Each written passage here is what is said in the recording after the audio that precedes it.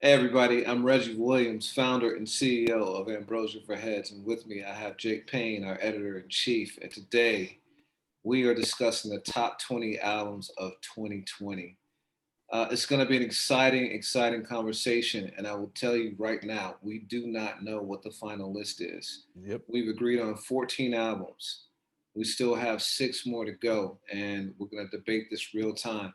Hopefully, we'll actually be able to do it in this episode. Jake and I can both be pretty stubborn, and if not, we will turn it over to our crew of, I think, 15 or so contributors and get their input. But we'll dig into it. So first of all, why are we qualified to do this? Jake has 25 years of hip Man, you're hop. aging me too much, man. How many years you got?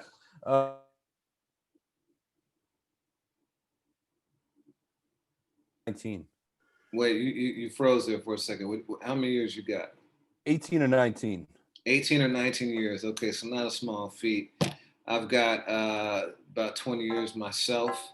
Beyond that, we stay on top of the culture, I think, as much as anyone in this business right now. We Yeah. listen to everything, not just things that fit the AFH prism. I listened to Jack Harlow yesterday as soon as it came out. And we, like I said, consult with a tribe of experts. We've got a playlist that's got tens of thousands of followers. And if you rock with us, we bring to the table. But that's why you should care. And hopefully, we'll bring some compelling arguments as to why these albums are the 20 best. But as always, we welcome your comments in the section. Our fans, and we'll get into this in a minute, our readers are the people who keep us honest and the people who really are the ones who are the arbiters of this culture. We just help to be a prism. So, Yeah, you got man. any words, any thoughts before we kick it off?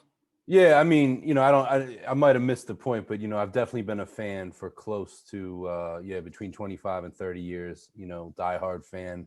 And yeah, I mean, I've always looked at AFH like our readers have a hand on the steering wheel too, and we've very much curated our site to their tastes as much as our own, and whatever staff we had rocking with us at whatever year it was. So this Yeah, is exciting, man.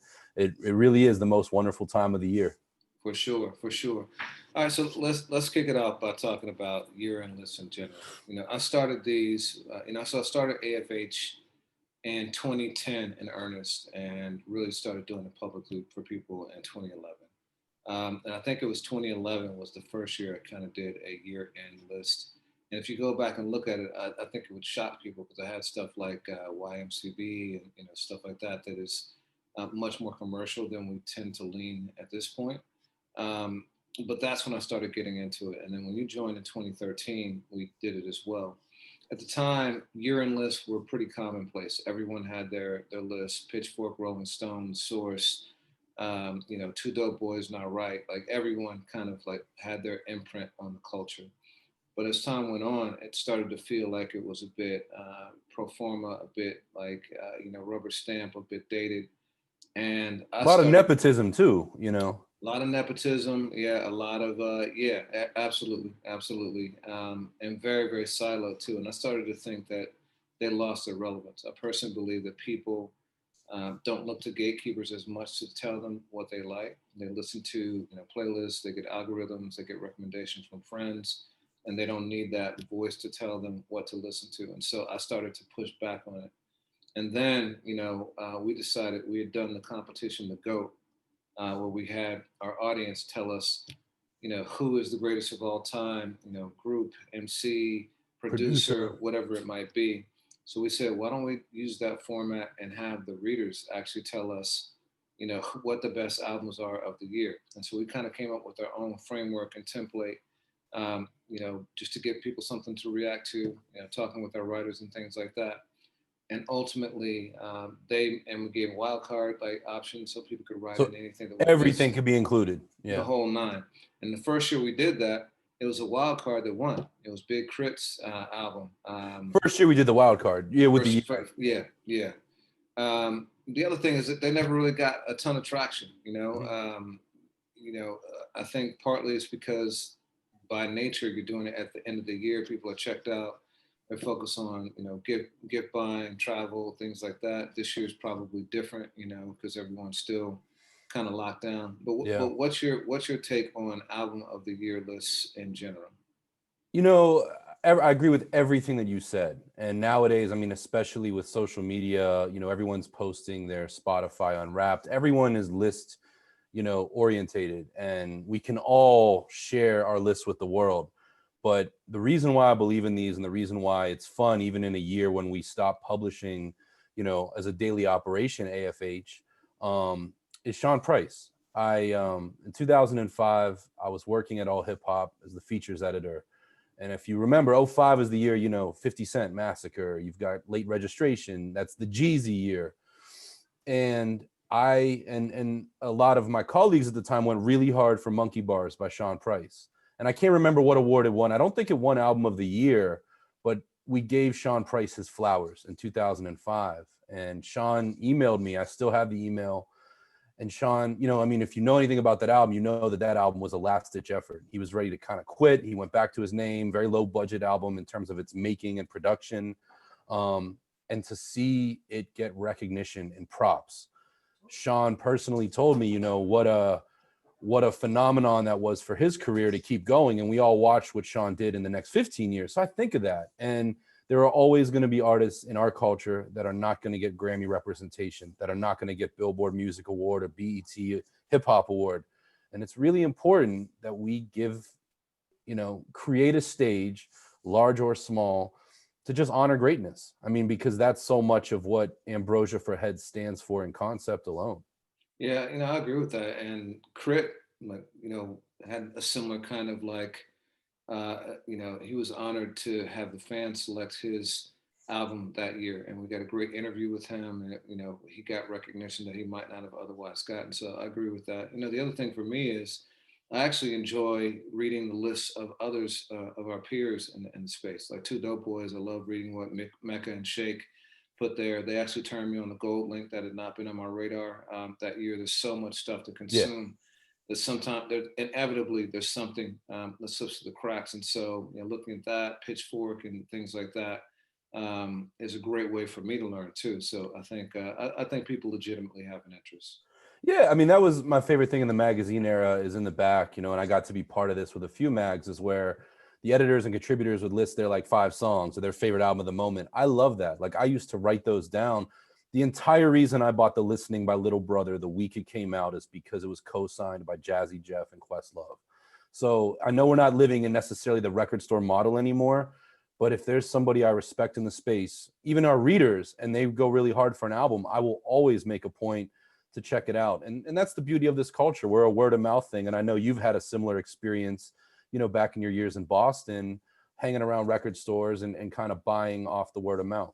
Yeah, yeah. So again, this is our opinion. I think our opinion is informed as anyone else's out there in space.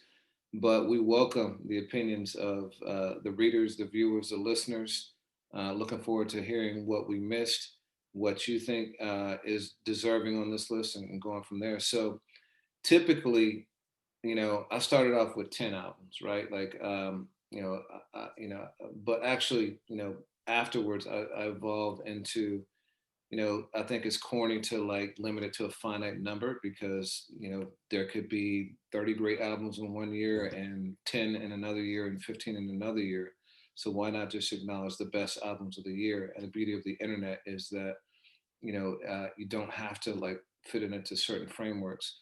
But you always push back on that. You always wanted to have it be capped at a specific number. Why was that? Because I feel like they're, you know, gangstar, hard to earn. You know, like there needs to be a gate. You said gatekeeper earlier. And for me, if we come with an infinite number, whether that's large or small, it almost makes the artists that we're excluding it makes it seem almost deliberate. You know, and it's funny, everywhere that I've worked, but especially the last 7 with AFH, there were artists upset at me last year. Artists that you and I both know, artists that are hip hop legends that hit me with emails like, "Really, fam? Really?" And I know that these lists can be controversial that way. There are folks that I have on my list this year that have been very upset at me at other places I've worked for excluding their albums. So I like that. And I really think you need a confine to understand if you and I come with 20 albums, that doesn't mean that there's not 30 or 40 really good albums this year, but this is the 20 we agree on. This is the 20 that reflects the brand, how we perceive the year, et cetera. So I like those confines, and I'm a sports fan, as are you, and I'm not about participation trophies. I like the fact that my team some years just doesn't make the playoffs. Word, that's true. And typically we do around 15 or so Yeah. because, once you start getting past that, I think you start getting thin with the quality. And to your point, in order to like keep us honest, 15 is a hard number, and you got to make some tough choices. This year we opted for 20. It's 2020. It seems like it's fitting to have 20 in 2020. But yeah, so here's the format. We're going. We both kind of created lists over the last few weeks. I've gone back and done a bunch of re-listening over the last Yeah. several weeks, as I'm sure you have too. I started with our playlist because that's where we have it's our kind of personal collection of the best music of the year, and then I kind of went and looked and did research to kind of fill in the cracks. We have also taken pride in not just putting in music that fits the AFH prism as our audience might understand it, but as we believe the brand should be represented. And a good example of that is Travis Scott. We put Astroworld in, despite the fact that we hadn't run a bunch of Travis Scott content. Although if We you go run back some. and we look at, we actually run a fair amount. We run a fair amount because Travis to me kind of transcends genre and is just an artist that is really important. And I believed that album needed to be we needed to have that as as affiliated with AFH to show that we were in touch with major and important movements in hip hop that year, and it proved to be, I think, the right call because that album went on and won, tons of accolades, and I think will be a cultural moment for hip hop that people look back to and say, "Wow, that was a defining era." So I also look to think about things that didn't make the playlist and that we might not have supported, and that people might not have heard of. But what's your approach to putting together the list? Yeah, I mean, I like that, and I truly think when you go back and look at, I think it was 2018 with Astro World, if I'm not mistaken, like that album is a stone in the sand. I was not the biggest fan of Young Jeezy's Thug Motivation 101, but when you go back and think about the music landscape of 2005, I think it was a fine album. I don't think it was the greatest album that year, but it is a stone in the sand. You have to consider those things. And yeah, I think there are absolutely albums on our list that are reflections of our readers, as well as artists that I know for a fact there's a couple of artists that are emerging that have never gotten ink on AFH, which is pretty interesting. Word. Okay, so cool. So we both put together our list of 20.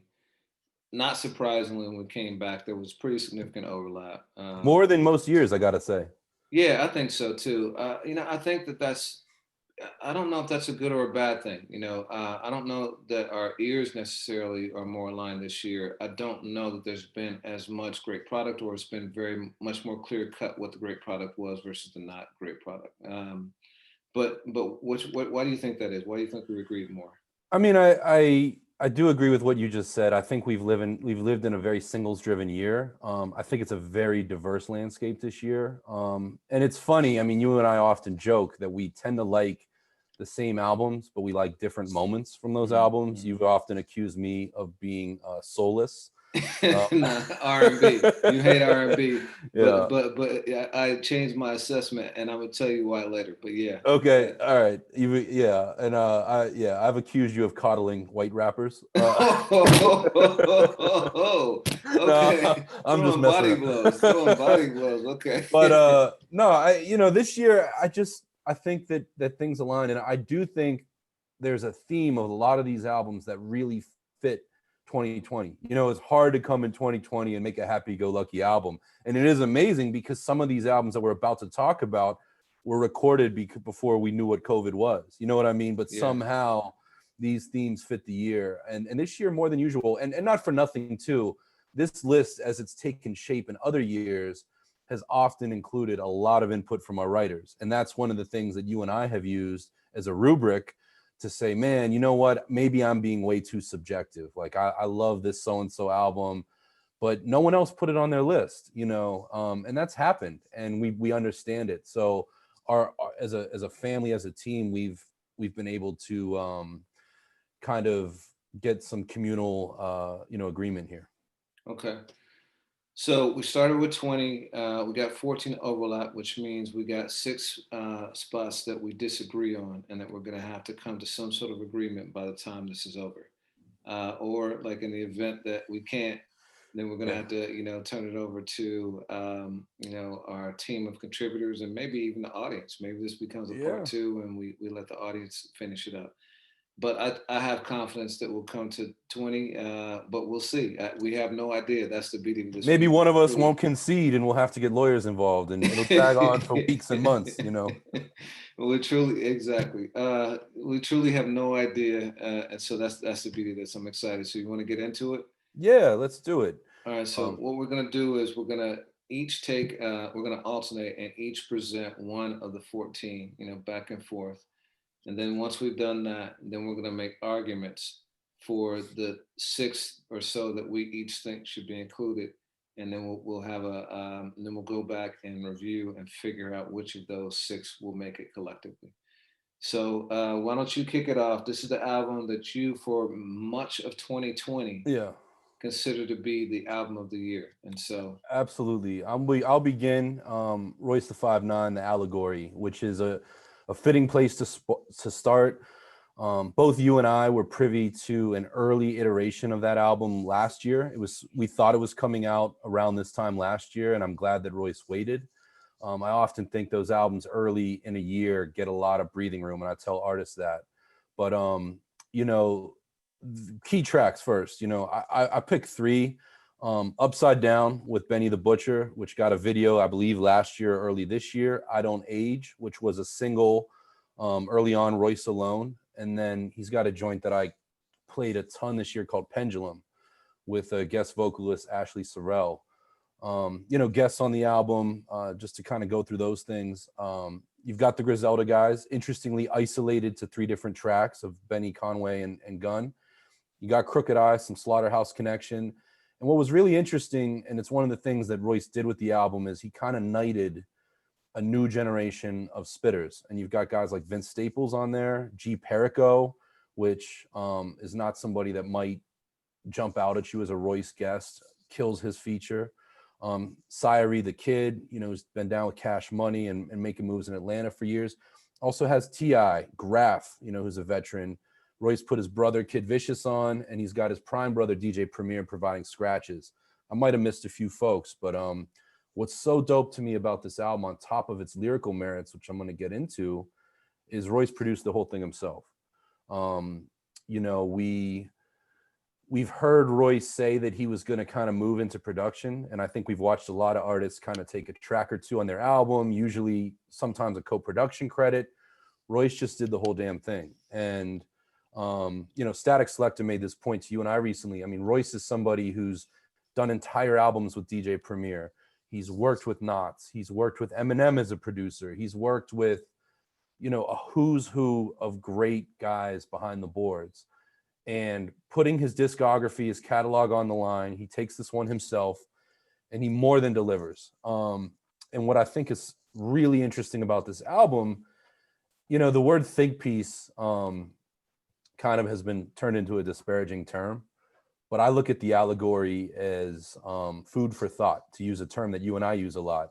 It's really dense. You know, it's based on the Allegory of the Cave by Plato, without being overly heavy-handed with that. And Royce is speaking about the generation gap in rap, you know, some of the educational literacy issues that exist in the record industry, you know, how artists get jerked, to put it another way, or industry role, you know. He's also talking about racial and institutional oppression and systems of power. But those all sound like big, big, heavy ideas. And Royce just interweaves it through what he's always given us, which is really dope bars. I think this album, when it came out, made a lot of headlines because, you know, Royce checked Yellow Wolf. You know, you had a video that kind of spoofed the Tekashi 6ix9ine situation. But underneath it all, I mean, is really a masterpiece in my opinion. both you and I have, through AFH, been big supporters of Layers, of the first and second Prime album, as well as the Book of Ryan, Royce's most recent album before this. I think this is Royce's magnum opus, and I know it doesn't necessarily have songs that are those big singles like a Boom or a Hip Hop. Royce has given us those joints over the years. But in terms of hey, I've got 1 hour in the car, I'm on this road trip, you want a lean back experience that feels like a book, like a self-help book, look no further. And it's a dark and dense album made long before COVID, to my point, that really fits the complications of 2020. Wow. So you put it above Book of Ryan. That's significant, And here's why I'll say that too, just really quickly, is, the Book of Ryan had a couple of joints that, I thought were just like, let me pause this journey and just get lyrical with you. Caterpillar, right? Like we saw that on there. And I mean, that was a huge post for AFH.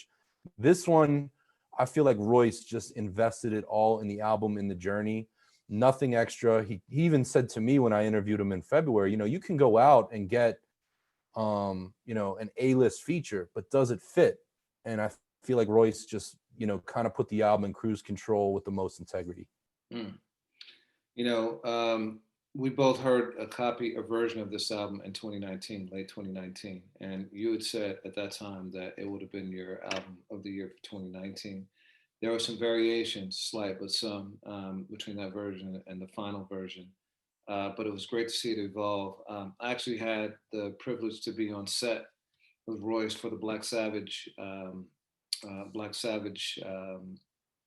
video, and it was shot at a famous comedian's house. I won't disclose the person or the location, but it was very cool to kind of connect with Royce and reconnect with Sahai and see that start to take shape. And I agree with you. We talked a lot about Royce over the years and his progression. So, enough said, but no, incredible summary, incredible album. And I'm glad he's getting the Grammy recognition too. Yeah. Something that not expected, given Royce, who I think some would consider to be more of an underground rapper, despite the fact that he's had, multi-platinum success with Eminem, but well-deserved. And for him to get that on the first album he ever produced is pretty amazing. So I'll start it off with Nas, King's Disease.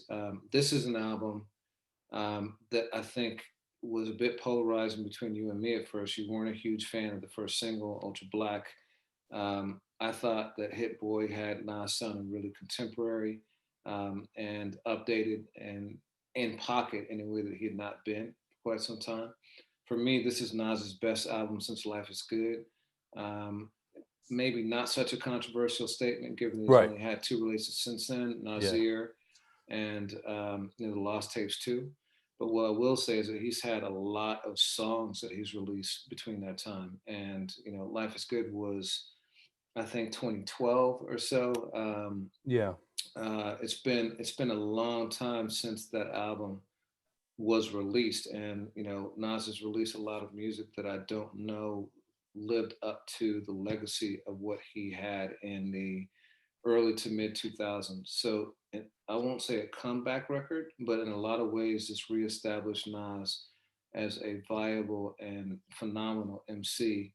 More than 25 years into his career, and to have songs that were, I believe, as radio friendly as he's ever had at this stage was really a momentous thing. I think some people might have thought that he was starting to lose his mojo, and this put him firmly back in the conversation and show that he's still got it. So key tracks for me on the album. This one took some time to grow on me. I think it was your first and favorite from the beginning, which is Card Number 85. Word. Featuring Uncle Charlie. It just feels like old New York. Before Uber, you got the car, you call in the car, the black car, and you just riding through and like peeping the city and seeing the vibe. It took me back to my early days when I started as a lawyer. Like I'd be working late at night and I'm in my mid 20s, leaving work at 10, 11, 12, 1 o'clock in the morning. And even though that was definitely not the way I wanted to be spending my day, something about getting in that car and driving up the West Side Highway and watching and heading into Harlem was just like, that was epic. That felt like New York and felt like you felt like you made it when you got in that kind of car, and Charlie is like still got it sounding phenomenal. So that's a key track there. Ultra Black for me, I loved it. When you think about this year and you think about the word black, it's always going to be associated with two words that follow: lives matter. And that's a heavy, heavy, heavy phrase. And I think that when it connotes, anger and sadness and frustration, and so the word black is a real heavy thing this year.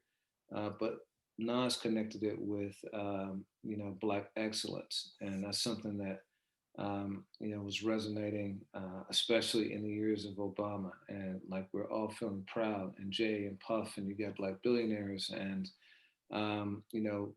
Nas celebrating blackness and bringing out the positive, uplifting, upbeat notion of what it means to be black, and not have it be juxtaposed with us being killed by other people unjustly. I thought was phenomenal, and so it became an anthem for me that made me feel loud and proud. So love that song, and the Hit Boy beat too, and I like the cadence too. The like.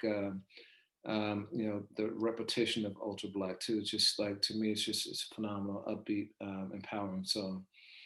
Full Circle for me is like one of my favorite songs of the year. The Firm reuniting and the entire Firm. You got Foxy, Cormega, and AZ. You got the good Dr. Dre kicking 8 bars at the end for good measure, just to remember that he kind of put the Firm on Yeah, the map. there. He was the first to to release their album. So that one was huge for me, and it has one of the lines of the year for me, like one of my favorite Nas lines ever. He says, I talked to my boxing trainer. He's my logic explainer. Conversations and their combinations. Like, I mean, just like that line, man. Like, just like just that notion of like, being physical, and how you work out your issues, your problems. You come to solutions in that physical activity, and having that person who pushes you, and the way that you can communicate with someone, not verbally, but through physical activity, but conveying deep things. Just that line just resonates me in a major way. And then All Bad, which is his collaboration with Anderson .Paak. I think that is one of like AP's um, best choruses, like super soulful. He didn't put out a bunch this year, but this one stuck with me, almost as much as Lockdown did.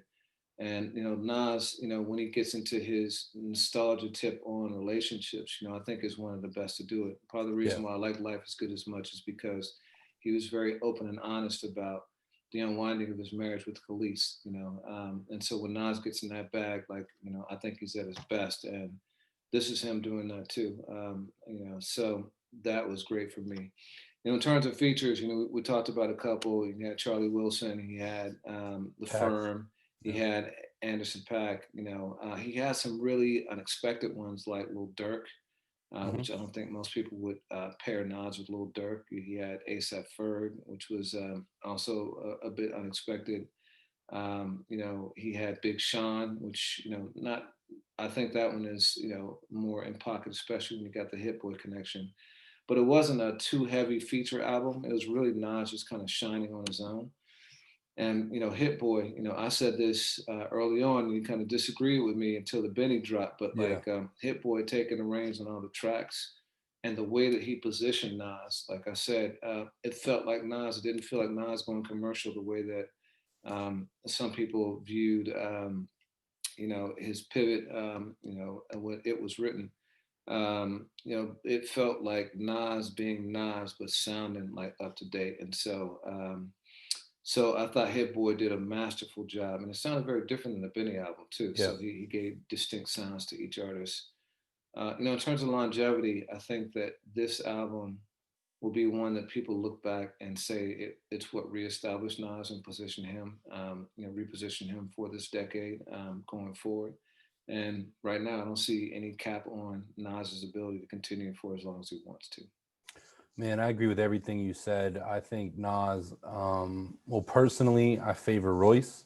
I think Nas is in an interesting position to win his first Grammy Award with this. Mm. And I think if that happens, even if it doesn't happen, I think Nas's battery is recharged. I think Nasir, even Nas has admitted, was a misfire, especially given the hype of having Kanye at the helm for a whole album. And Lost Tapes, the second one is an album, but it's devoid of a theme, in my opinion. That's one of the things that he did with the first Lost Tapes. Like, these are songs that I want to get to you, but I'm not going to. And Nas is one of the most thematic MCs, so yeah, this one really sets a nice tone going into a new decade. And I really agree with the tracks you spotlit. That Firm reunion, and man, I know what that means to Cormega. Who's been somebody I've been in touch with the last 16 years. And just to rewrite history or write a new chapter to a complicated history, that was one of my favorite, feel-good moments of 2020 for hip hop. Word. So I'm back on. So the album is Save Yourself by an MC named Nana. And I hope I'm saying that properly. You put this album and this artist on my radar. And again, this is exactly why I love these kind of lists. So, he's a MC from the Crenshaw district, the same streets as Nipsey. On the album, he mentions, what do you say, Lamert Park? Lamert Park, yeah. Lamert Park. So he was previously known as Blazon Maven and then changed his name recently. But as far as I understand, this is a debut. He came into the game a few years ago with my man Thurs from UNI. And I loved it. Like, I love this quality in hip hop where you literally texted me a song of the day and I was so captivated that I started listening. I was like, yo, I got to hear more of this MC. And it brought me to Save Yourself, which has stayed in rotation the last 4 or 6 weeks whenever you've sent that. And what's so interesting is, controversy and publicity sells in 2020. I had to dig to find an interview with Nana, and I found a cool conversation at DJ booth, but he's not a controversial artist. He doesn't have all these talking points. He's not coming out of a lengthy bid or he's signed to this label or anything. It's entirely skills based. And I think that is a really high hurdle in 2020 for hip hop, to just get in the door by being dope. And in a lot of ways, this album has the quality of like some of Dreamville's artists like Boss or Loot, like he's rapping about everyday issues that I know in my mid-30s I go through, and I would imagine you at your age you go through. Like, it's just really good hip hop. It's very skillfully done. And then he also reminds you that, yo, I'm in Crenshaw. I'm in a part of LA that is not only, historic for its Black heritage, but it's also a dangerous place. It's gangland. And, you get that in one of my key tracks on the album is LA Times, which is his collaboration with Reason, where both of them kind of rap. It's part storytelling, part personal testimony of just what it's like in LA these days. And I thought that it's just a really phenomenal album. Not a lot of guests besides Reason. Black Soul, who is a singer was or is managed by Big Pooh, who's been on a lot of key albums over the last few years. He's on it. But that's really it. And in terms of producers, there were names that I'm familiar with. DK the Punisher, who worked on D Smoke's album as well. But, these other names like Audio Anthem, Bregma, and Cal Banks, I'm kind of new to the party. I like that in hip hop. And I really just think that I listened to it 3 times yesterday as I drove around Pittsburgh. And I was just like, this album is so damn impressive. And I love that. I love when I can learn about an MC through their album more than, a series of high profile interviews or whatever. And Nana has been one of the great surprises of this year, but you put me onto it. I'm curious what you have to add. Yeah, man. I mean, this one was an incredibly welcome surprise for me. I'd never heard of him either, but a friend of mine, Brendan, actually said, yo, this album is dope, and sent it to me. He was a reader of AFH, and he and I work together now.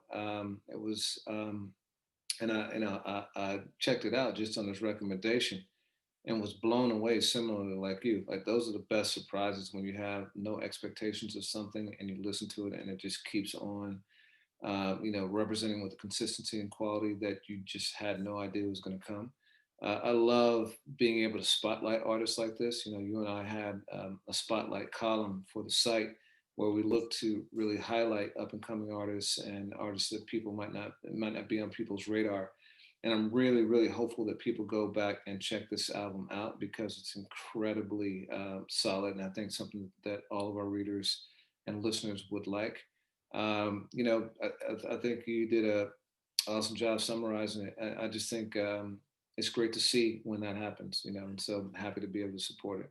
Yeah, I mean, and that's so important of the Ambrosia ecosystem. We curated, and we continue to curate, but it makes when somebody, it's kind of like I was never in a fraternity. I know you were, but it's kind of like when somebody new comes into a sacred place, like you want to get to know them, you want to kind of, feel them out and understand them. And over the years, Lude is a great example of that. I think Boss is, I think Saba from Chicago, like there's certain artists that come into the party and then you immediately want to know more.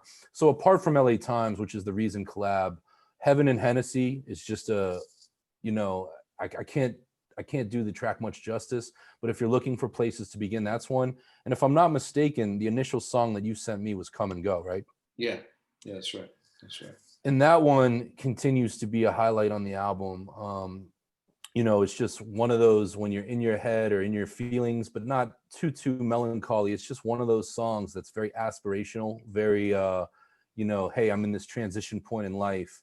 But it just fits, it's there's so much on this album that feels like it's a personal like diary or journal that we can all relate to. So yeah, it's cool. Like I listened to this, and then over the last month, I've gone into his back catalog and just checked out different things. So great to see.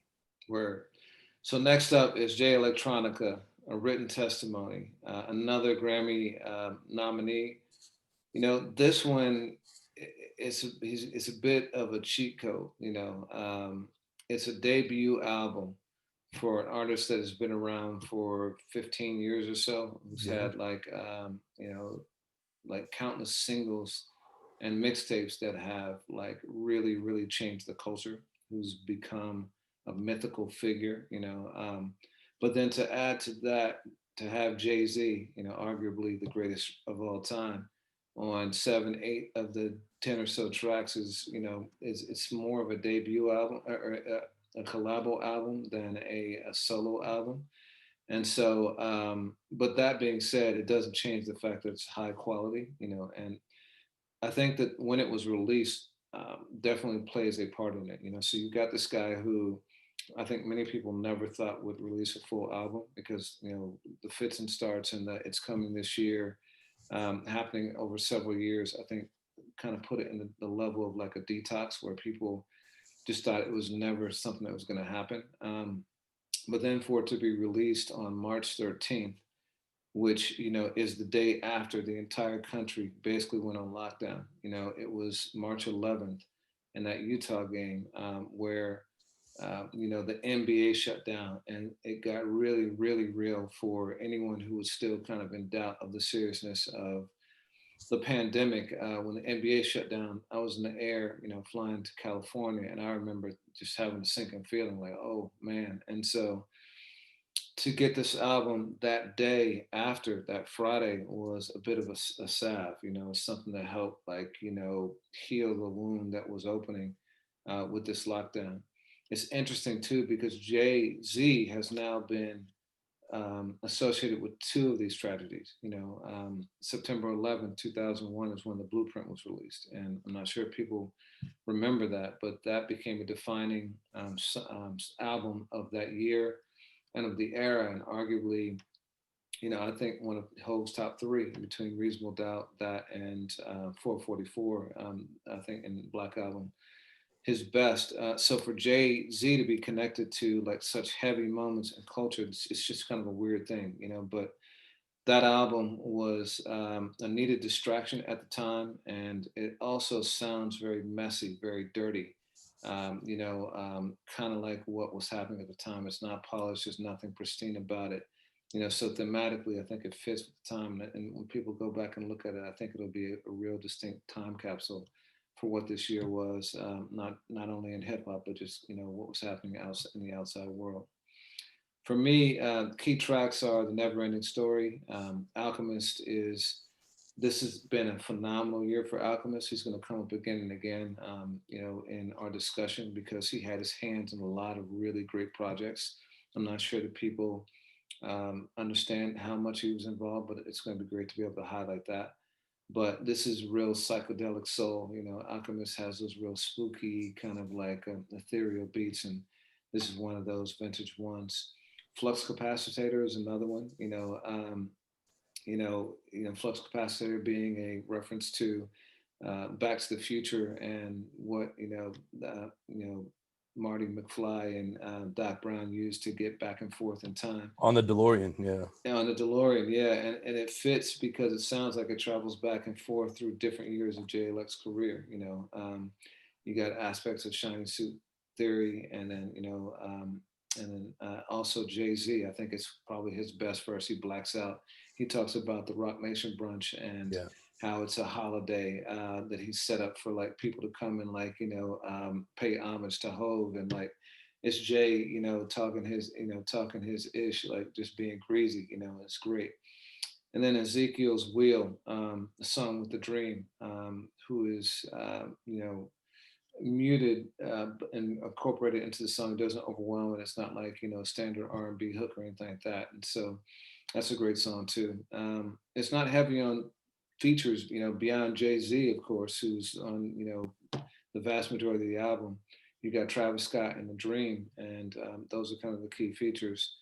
Um, on the production side, similar to Royce, Jay Elect actually handles the vast majority of production himself, and I don't think that most people think of him doing that, but he gets down with the beats a lot with this. Man, ever since, I mean, the first time I noticed him as a producer was Queens Get the Money for Nas, which was '08. Yeah, So I mean, yeah, but you're right. Everyone talks about him as an MC and forgets the fact he's nice with the he's boards. nice with the beats too. Yeah, and beyond himself, he's got Alchemist and Swiss Beats, and Hit Boy and Arab Music and No ID. So not a bad lineup. In Yeah. addition, but to be able to stand with giants like that and hold his own in the production, I think says a lot about Jay Elect too.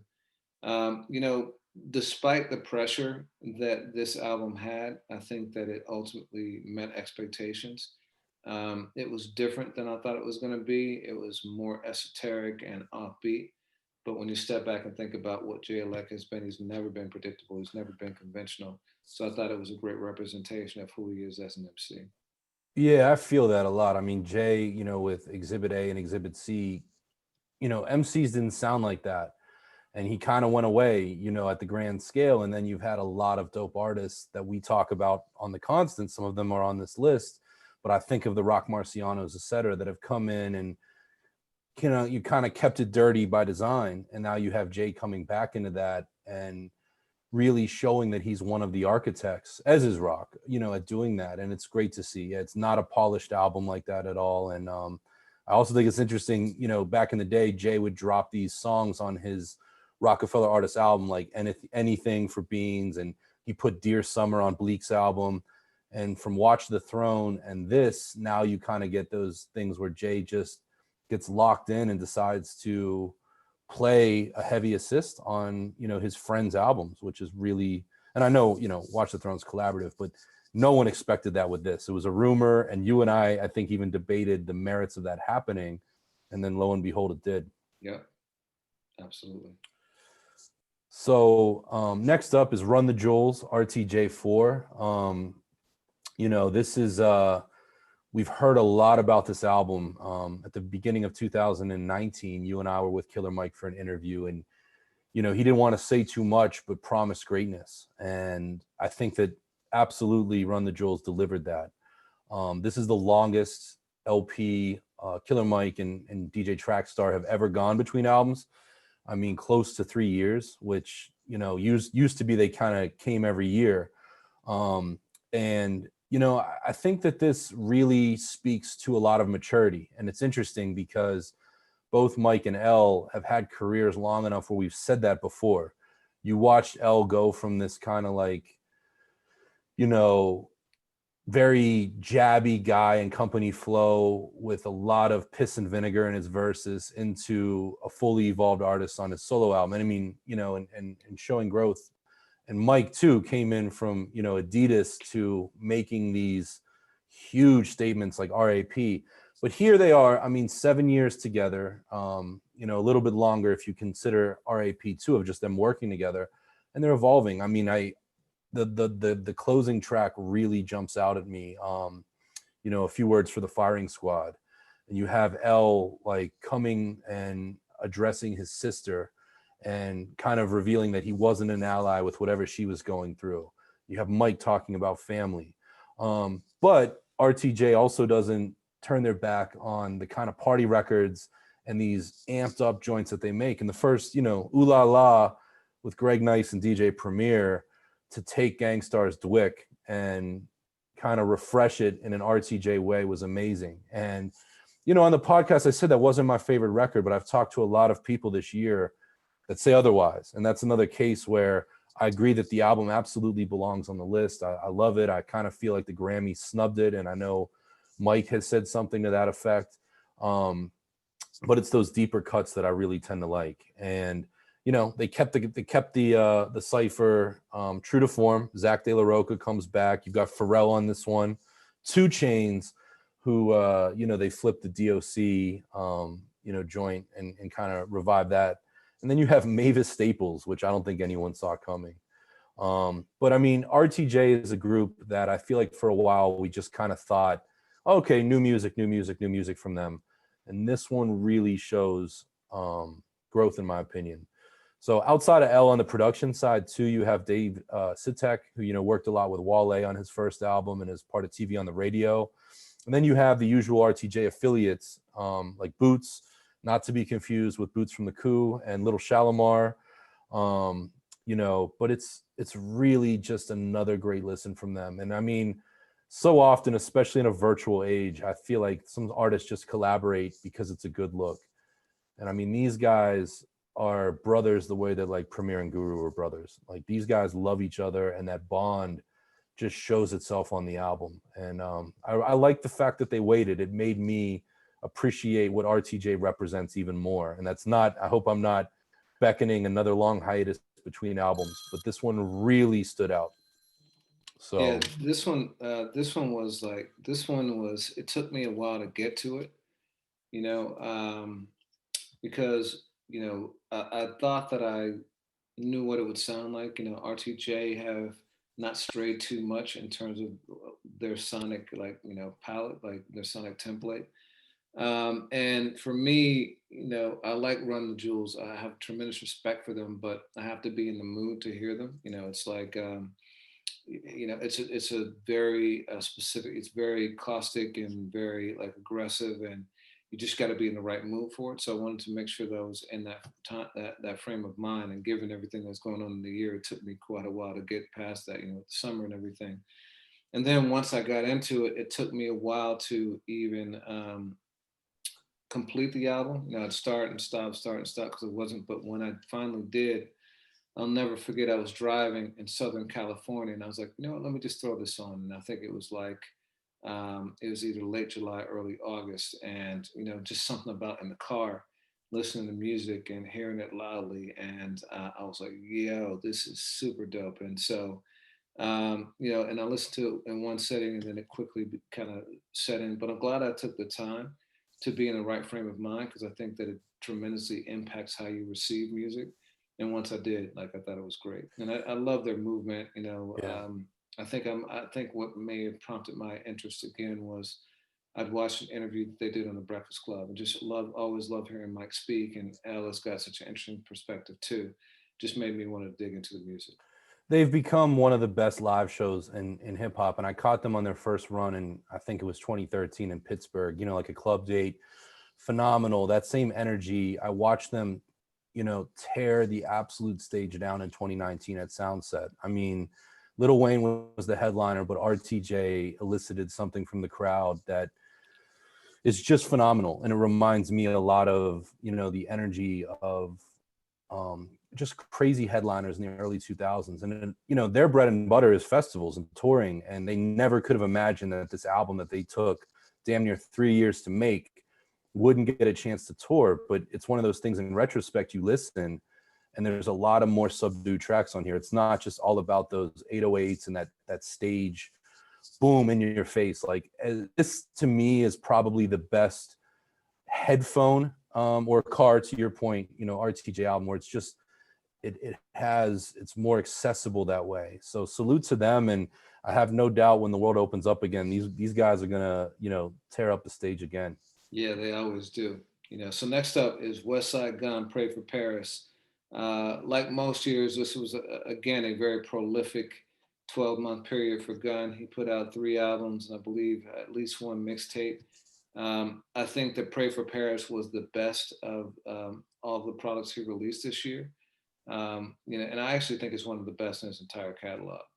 Uh, I think part of it is because there's a diversity of sound. If there's any criticism to be had of Westside Gunn, is I think that sometimes there can be a bit of a homogeneity in his sound. His tone is very, similar, his cadence, and the music that he chooses tends to be of a similar kind of like sonic template as well, especially with his Derringer stuff. But with this one, he had a real richness and diversity of sound. It was a very soulful album. He mixed it up. He was very intentional with his guests. And I thought it was just really, really a great product and something that I listened to from front to back multiple times. Key tracks for me, the one that I had in heavy, heavy rotation still on the playlist to this date, and I probably listened to the song well over 100 times this year, is 327, featuring Joey Badass and Tyler, the Creator. This for me was a completely new sound for Westside Gunn. Really, really rich and soulful. Produced by a producer I'd never heard of, a guy by the name of Camouflage Monk, but really textured, layered, warm sound, upright bass, very jazzy. Something that was very, very unexpected for me from Westside Gunn. Yeah, another song is 500 Ounces, and this is with Freddie Gibbs and Rock Marciano. I think that the Griselda, and I think you've made this point in the past too, actually owes a lot of its credit to Rock Marciano, because I Mm-hmm. think that he really kind of set this lane for what New York rap, New York under rap became in the late um, aughts and early 2010s, and I think they took that and ran with it, and and have definitely put their spin on it and made it their own. But I think having Rock Marcy on the track is a great full circle moment, and Gibbs is always doing what he does. And guess who the producer is? Alchemist. Once again, just showing you kind of year that he's had. And then the other standout for me is Sean versus Flair. And even though Griselda had their DJ Premier track with Headlines. Headlines, Yeah. yeah, and you and I interviewed them over that actually, which was great. This is Gunn's first solo track with Primo, and it's Primo at full strength, just sounding amazing. The scratch chorus is off the My charts. favorite Primo beat of the year. Oh, word. Okay, yeah. So he's got that fife like scratch and a couple other things. Just like Primo, he just put his foot in this and just smoked it, and Gunn sounded phenomenal. And I remember watching an interview with him. I think it was also Breakfast Club, but he's like, if you ever have burgers on a Wednesday, like he's saying that like that's cold, that's prison. Like if you were in prison in certain places, that your diet was on a specific day, and so he's speaking to people who have that experience. So just it sounds like a throwaway line and like just kind of random, but very intentional, and it just shows Ray and how Ghost do that stuff like that too. Yeah. yeah, yeah, it just shows how smart he is and intentional and focused he is with his lyrics. Features, no surprise, it's got Conway and Benny on there, as they all tend to be on each other's projects. Joey and Tyler, we mentioned. Wale, I thought was an interesting choice because they have a very different style of rap. And then, Freddie and Rock Marcy, and then Boldy James, who we'll talk about in a bit, but who also did a lot of work with Griselda, as a feature too. And Boldy had a phenomenal year as well. Producers on the album: Derringer, which is to be expected, Alchemist, DJ Muggs, who's been on a lot of projects this year on the sneak tip, Primo, and then Tyler, the Creator, who is slept on like beatmaker too. And Oh yeah, so he produced that. I never even realized that. yeah, Wow. yeah, he didn't produce the song he was on. He produced Oh another shit. track. Yeah, Damn. and so Yeah, just really great, list of beat makers who put together a cohesive but very diverse sounding album for Gunn. So I think that this guy has put out so much stuff and will continue to put out so much catalog. But when all is said and done, I think people go back and look at this as one of the definitive albums of his career. Word. Yeah, I agree with that. And that, that's my album that he did this year that I just feel like you're worded. I know it's turned into a hip hop cliche, but cohesive it is. And that's interesting about the chorus on Sean versus Flair. I didn't realize that about Yeah, the burgers on Wednesday. Okay. yeah, Keeping it Buffalo, Shay Noir.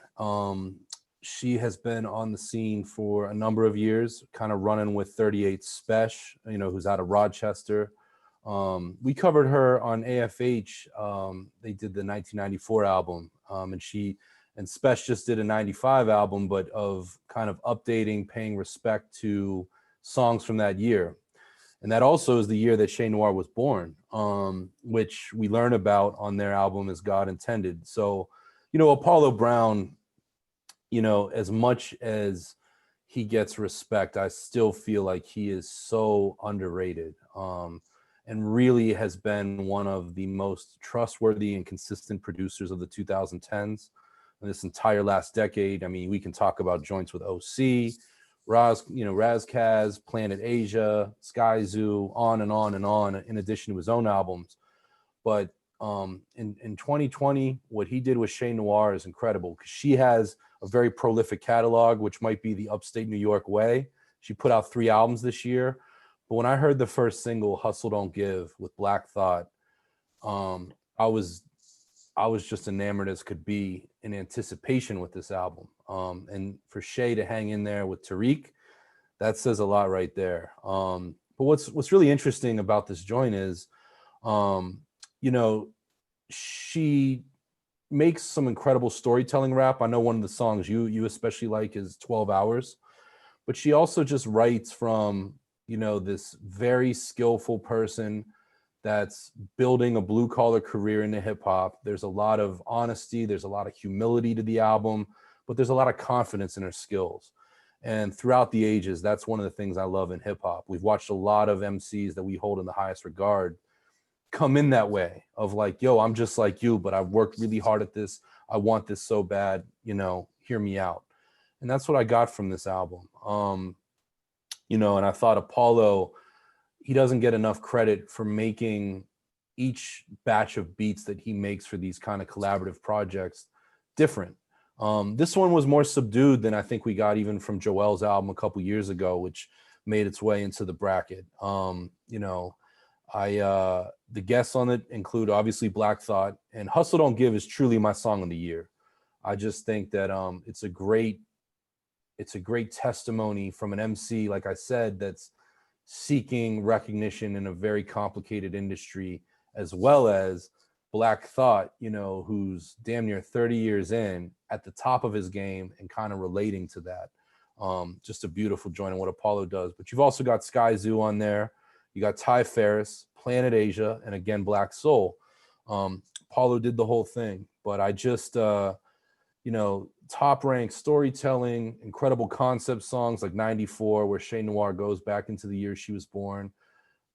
I just, it is what it is. And then it's another album that you can put on and skip nothing.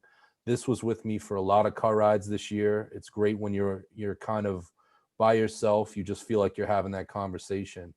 And, Mellow Music Group is another label that, you talk about the underground. And I don't think underground is always the right word, but they have just become, a brand that you can trust, not unlike a Wild Pitch, in the early 90s, or a Ruckus in the late 90s, early 2000s. And if you've never heard of Shay Noir, start here. She put out 3 albums this year, one of which she produced. I think 138 Spesh produced, but this is the joint, and we agree on it.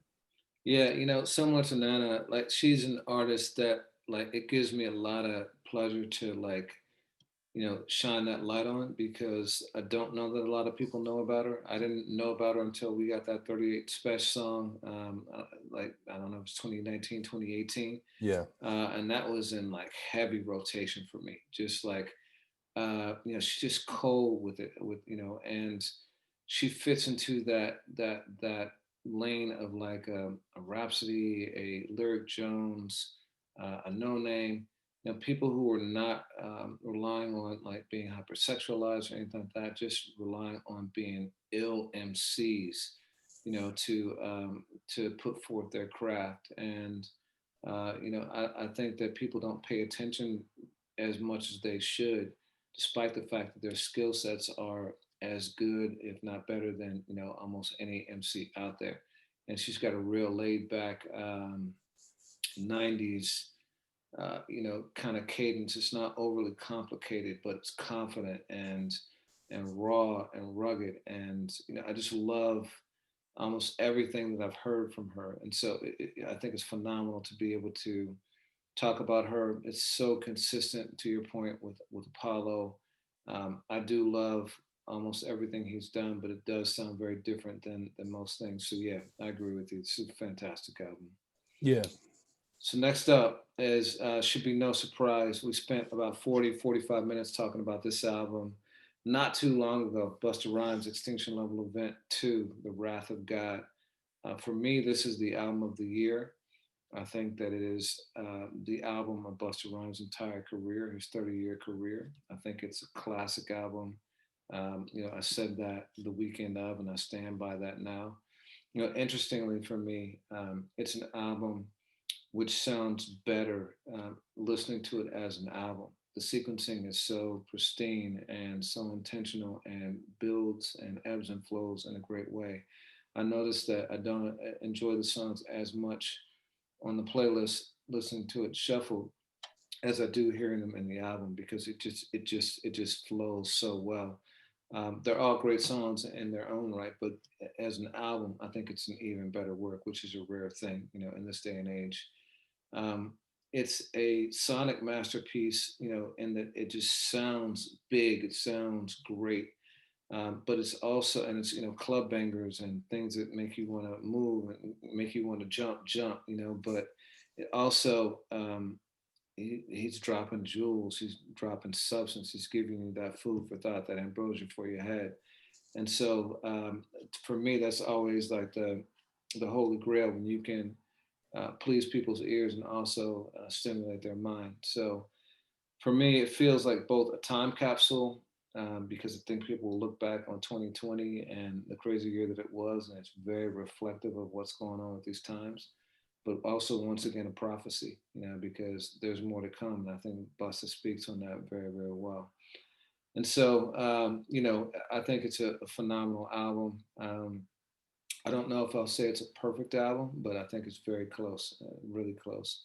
So key tracks, I got a lot for this, man.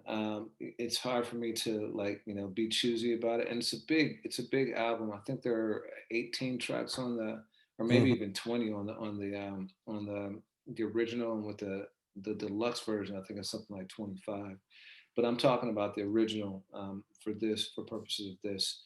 So just kicks it off with ELE2, the intro, and with that you know you've got Rakim rhyming over like the world is yours beat, like the Pete Rock Nas beat, Pete on the boards and Pete like on the chorus.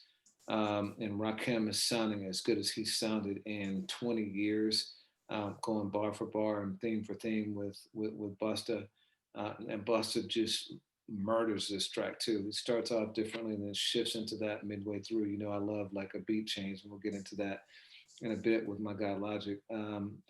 But like, and then and the spoken intro is really ominous and it sets the tone for what's to come in the entire album. And then you wrap it up with Chris Rock talking about how nice Busta is, and putting everybody on notice that this is about to be something special. Out of My Mind is the next one that I'll spotlight, which is it says it features BBD. It doesn't really feature them, but like it flips that Poison beat, and in a way that is unbelievable, and it does that Pastor Courvoisier, with the jump reference to it too, and the beat, the drums are just so heavy. Like it just, you put this on a car and you put it on loud, dude, you are going to like shake the entire block with this track. It's just amazing. And Busta's cadence, is an instrument. It layers perfectly into the song. Like he can alter his flow in so many amazing ways, and this one just melts perfectly into the track. ELE2, The Wrath of God. You've got Minister Farrakhan, who's well into his 80s, sounding as powerful as ever, and none of us know. Um, you can never take for granted how much longer someone like that is going to be with us. But he's, again, dropping jewels and putting people on warning as well. Don't Go. Busta changes his flow and slows things up and is laid back and in the pocket with Q-Tip. And Q-Tip is sounding absolutely amazing on this too. That's the thing that happens again and again on this album is that Busta gets the best out of everyone who joins him. And then you've got True Indeed, which, as hard as it is to believe, we talked about Gunn getting his first strike, but he's not that deep into his career. But for Busta Rhymes to have been around for 30 years and to have been such a staple of New York hip hop, to get his first Primo track 30 years into the game is pretty crazy. And, Primo also, like, um, I think this one might be even my preferred beat to the Westside Gunn beat in terms of what Primo did this year. And the other thing is when you listen to this verse, like ask yourself, when does Busta breathe? Like it's like Look at Yeah. Me Now, where he just goes on and on and on and on and on, seemingly without taking a breath. Like just his flow is incredible. What might be my favorite track on the entire album is Master Fard Muhammad, and it's with Rick Ross. Again, complete, change in gears in terms of Busta's sound. Ross is sounding, typically soulful in the pocket, and as he always is, and it just showcases Busta's versatility. And then Look Over Your Shoulder. That was such a stunning surprise. First of all, you got this epic Michael Jackson sample. I can't even believe that they got it cleared. I don't even want to think about what it cost to clear it. Yeah. But to get something that prominent and the flip is so amazing. And then on top of that, you got Kendrick Lamar and his first verse of the year and sounding, sounding great, and just the chemistry the two of those guys have is phenomenal here. So a lot, and I left off a bunch of tracks that are just killers on this, which is why I do call it a classic. I think there are probably 15 like tracks that I could have spotlight for this. Um, Features, we talked about a lot of them: Pete Rock, Chris Rock, Rakim, Anderson .Paak. I didn't even mention it, but he's got another great song on this. Ross, Q-Tip. He's got MLP. Old Dirty Bastard, is featured on the album. Mariah Carey, Mary J. Blige, and Rhapsody once again. So and Kendrick, of course, but it's an incredible album. Producers, all star lineup of producers. You got Busta also producing a lot, and this is the thing that I learned in doing the research for this is that so many of these MCs are actually controlling their own sounds, Hmm. which is great to hear. And I don't think it's a surprise that these guys can produce the best songs for themselves. They know their sound, how they'll fit on different tracks, and so.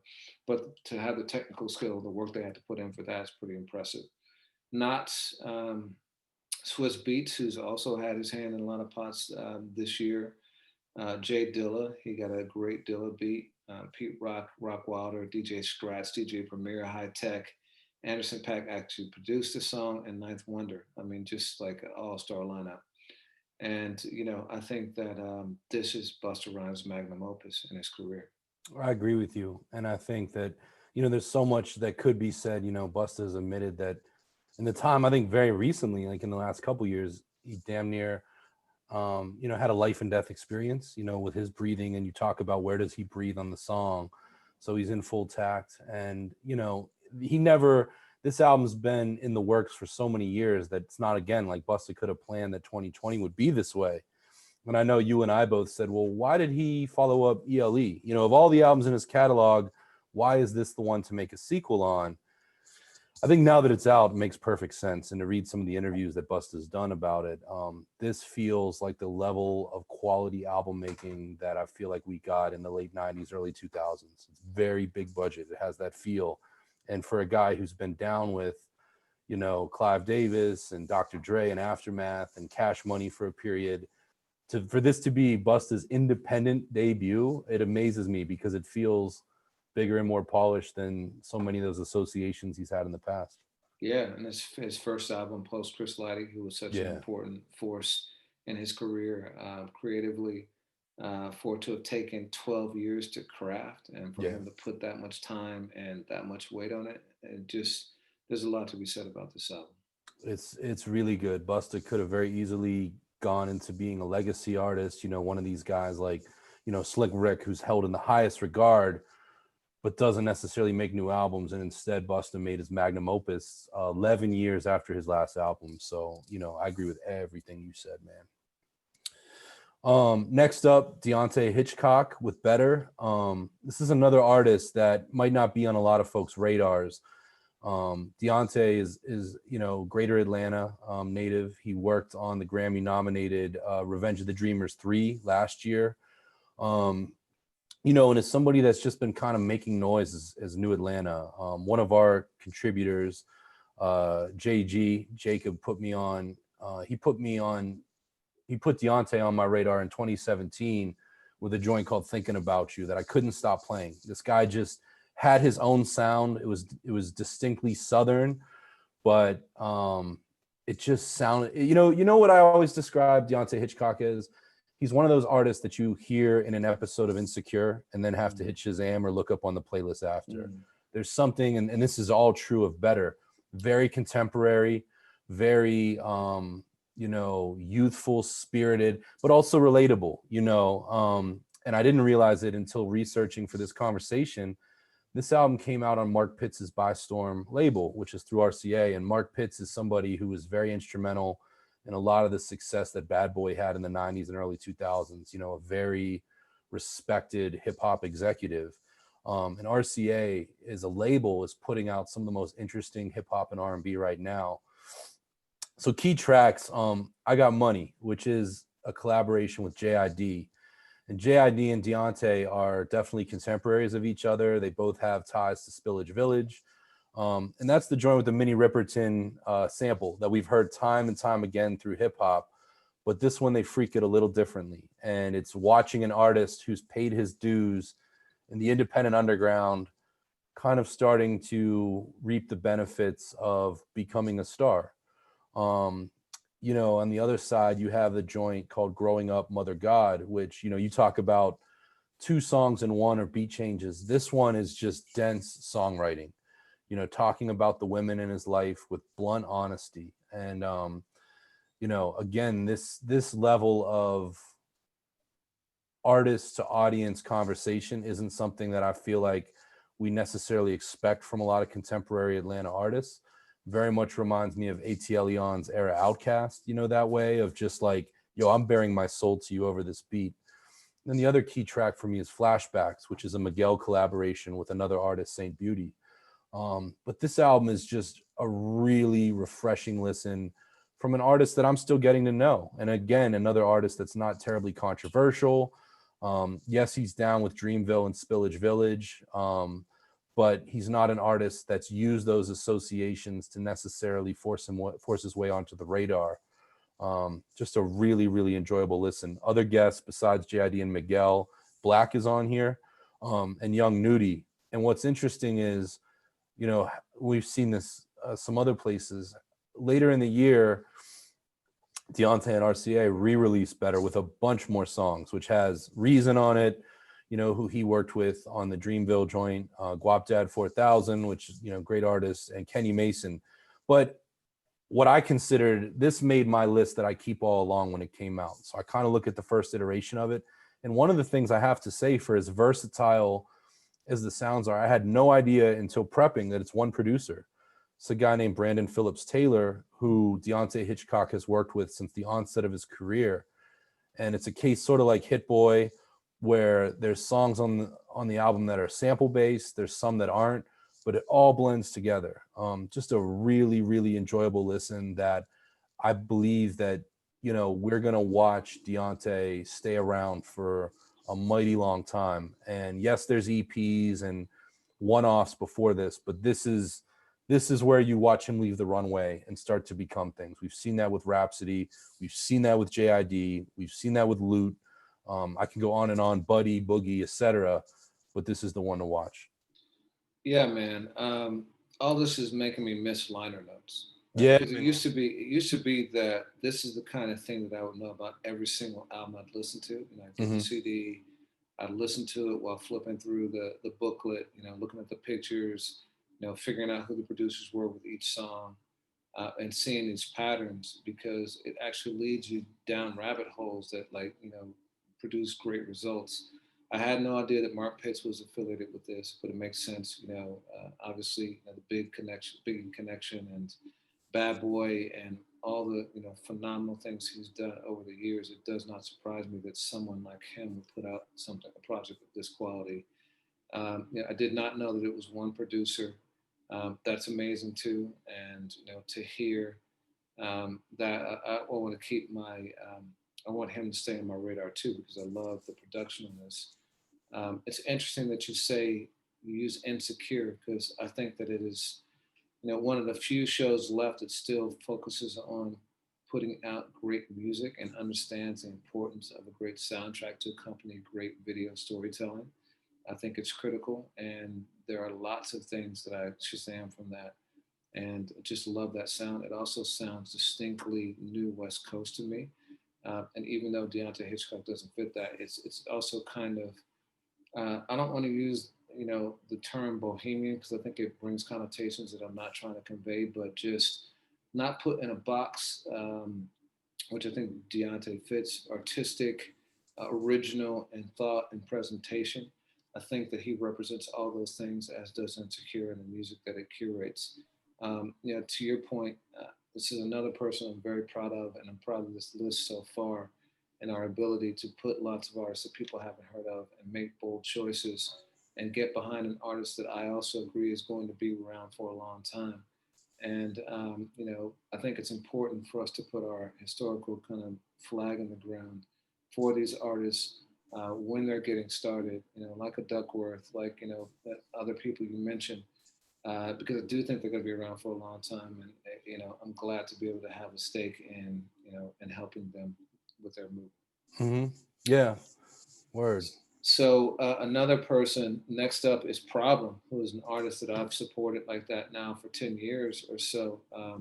West Coast artist, like a Dom Kennedy, has always kind of been on the cusp of blowing up, and he did have like a breakout song with like What, and like that song still tear up the club to this day.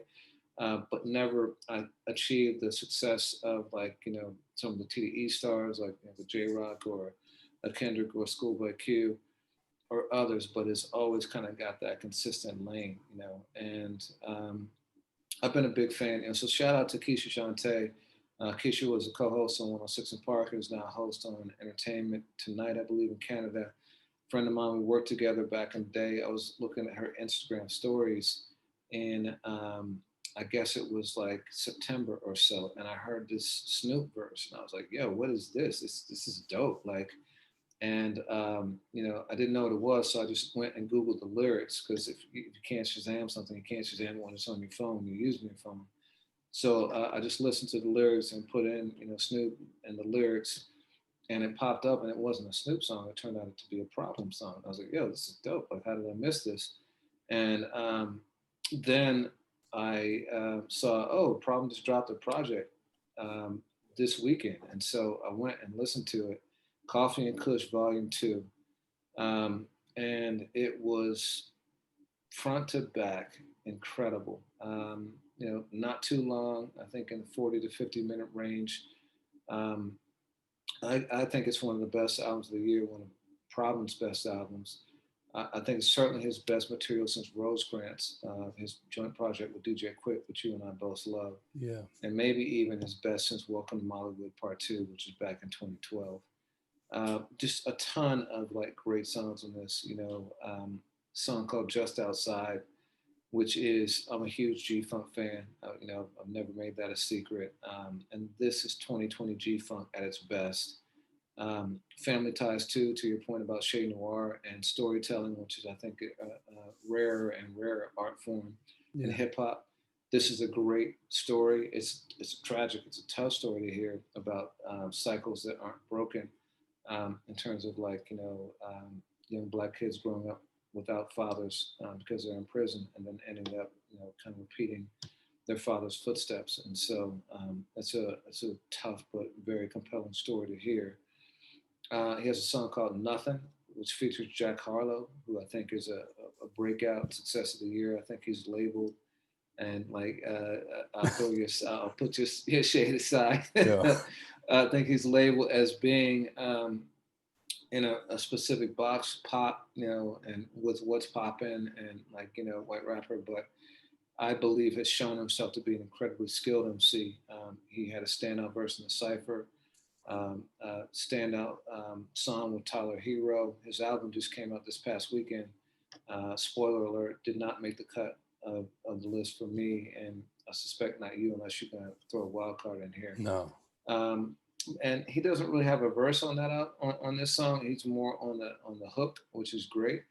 But who have a verse, and who was an MC who was not that present this year, but when he did appear, he left lasting impact. Is J Rock.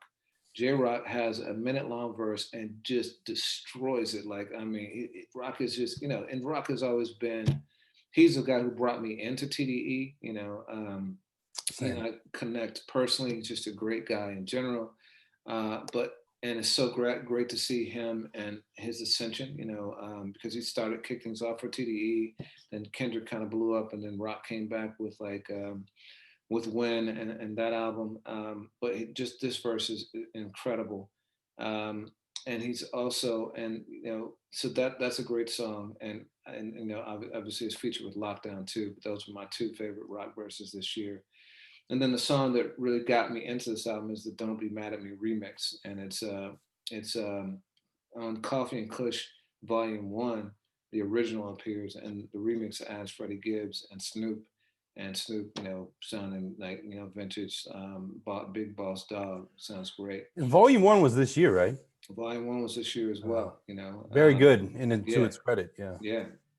And then, so key features are Snoop and Freddie Gibbs, Jack Harlow, Tyrese, who was on the track, and then Terrace Martin. And the producers, Problem, once again, handles the lion's share of the production. This is what amazes me again and again about this year is, again, the MCs that took the reins themselves. Don Cannon is also a producer. In terms of the impact this, I think, will have for his career, Problem might not ever have that massive breakout. Again, he might not ever be that guy who's like dominating top 40 radio or in the clubs, but he's always going to have a core audience, a dedicated listenership. And if he keeps delivering top shelf product like this, he's got a career for as long as he wants it. It's great to see. I mean, this was one by virtue of your discovery experience you put on my radar. And I remember it was a Saturday, you texted me in the morning, and I had something to do, and I literally put this album on and pushed back those plans just so I could listen to it with focus. And Problem came onto my radar, as kind of the Travis Scott, one of these muses, producer, MCs in Snoop's camp at the beginning of the decade. And then we obviously, he's been on these lists before by virtue of Rosecrans with Quick, but to now watch Problem on his own 2 feet, do it his way, is great. And this album is coming in part through Rostrum Records, which is, the label, started out of my hometown of Pittsburgh, but, responsible for introducing Wiz and Mac. So to watch them take an artist who's well established and put him in position for this kind of great is also cool to see. Next up is one of my albums of the year. I went on this podcast and gave it the crown. That was before Busta, and certainly, I'll say Benny, if I have 3 albums of this 20, it's Busta, Benny, and Royce. But Benny the Butcher, the Burden of Proof. Just a phenomenal record. And this one is another entirely produced by Hit Boy. After Ultra Black, you and I started to talk about the prospects of what Hit Boy and Benny could sound like. And I know that I was a little bit cold on the idea. I have the utmost respect for Hit Boy. He's got classic records in his catalog, But, Benny is somebody whose talent I trust in the hands of Derringer, Beat Butcher, Alchemist, kind of that core that he's worked with. And what he did was make something that I find to be very unique and a part of that without compromising, without chasing or pandering. This album to me, I kind of would describe it, and I have to my friends when I tell them to check it out. It's very much a derivative of both Jay-Z's Reasonable Doubt as well as Teflon Don by Rick Ross. Like, it's got that kind of hustler mentality, but a very sample based, interesting, and I don't mean the big singles of Teflon Don either, but a really interesting canvas of beats. And it's short and sweet. Key tracks for me are the opener, the title track, Burden of Proof. You mentioned the bars from Nas. The bar that has stuck with my head is literally the couplet that opens the album. Last year was about branding, this year's about expanding. Like, I think when Benny said that, I locked in the seatbelt. And so many albums this year have been more subdued, more cerebral. This is not like Busta energy, but this album is more pepped up than a lot. And that's been a nice contrast to a lot of these slow and heavy records. Other joints that I like are the Rick Ross feature, Where Would I Go, which, Ross, sort of like J-Rock, has smoked a few features this year.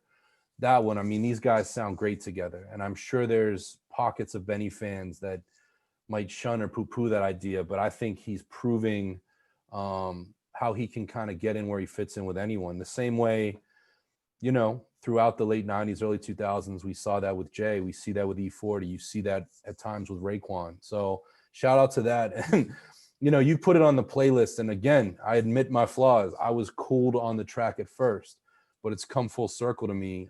Timeless with Big Sean and Lil Wayne. I just think that's as good of a collaboration as you're going to find this year. What Sean does with his verse is, really remarkable. And you and I talked, he had to have recorded it just days before the album came out because it seemed in part response to some of the things that Kanye had been tweeting. And Wayne, although I know he's not having by any measure his greatest year, both legally and maybe in the court of public opinion, I thought Wayne did exactly what he does so well in this. And, on paper, this song might sound a little jarring when you press play. It's just like I said, it's a winning collabo.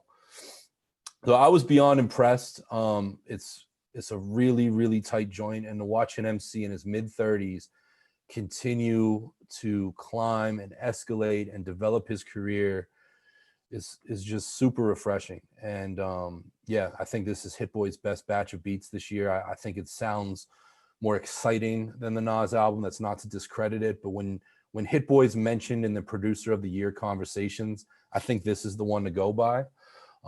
Sounds great in the car, great in the gym. It's just give Benny all his damn flowers, man, because this is by no means his first great album, but I think it's a new level.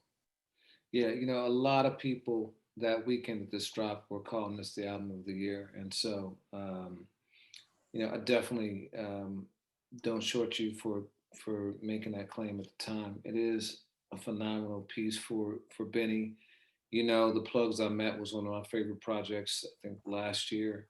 I think Benny is incredible talent. For me, this was a quantum leap for him because just like Pray for Paris repositioned Gunn's sound, this to me repositioned Benny's sound and made him poised to become more mainstream. Like, I didn't know that anyone in Griselda could be a top 40 artist, but I do believe now that Benny can be without compromising, without sacrificing his sound. I think very few.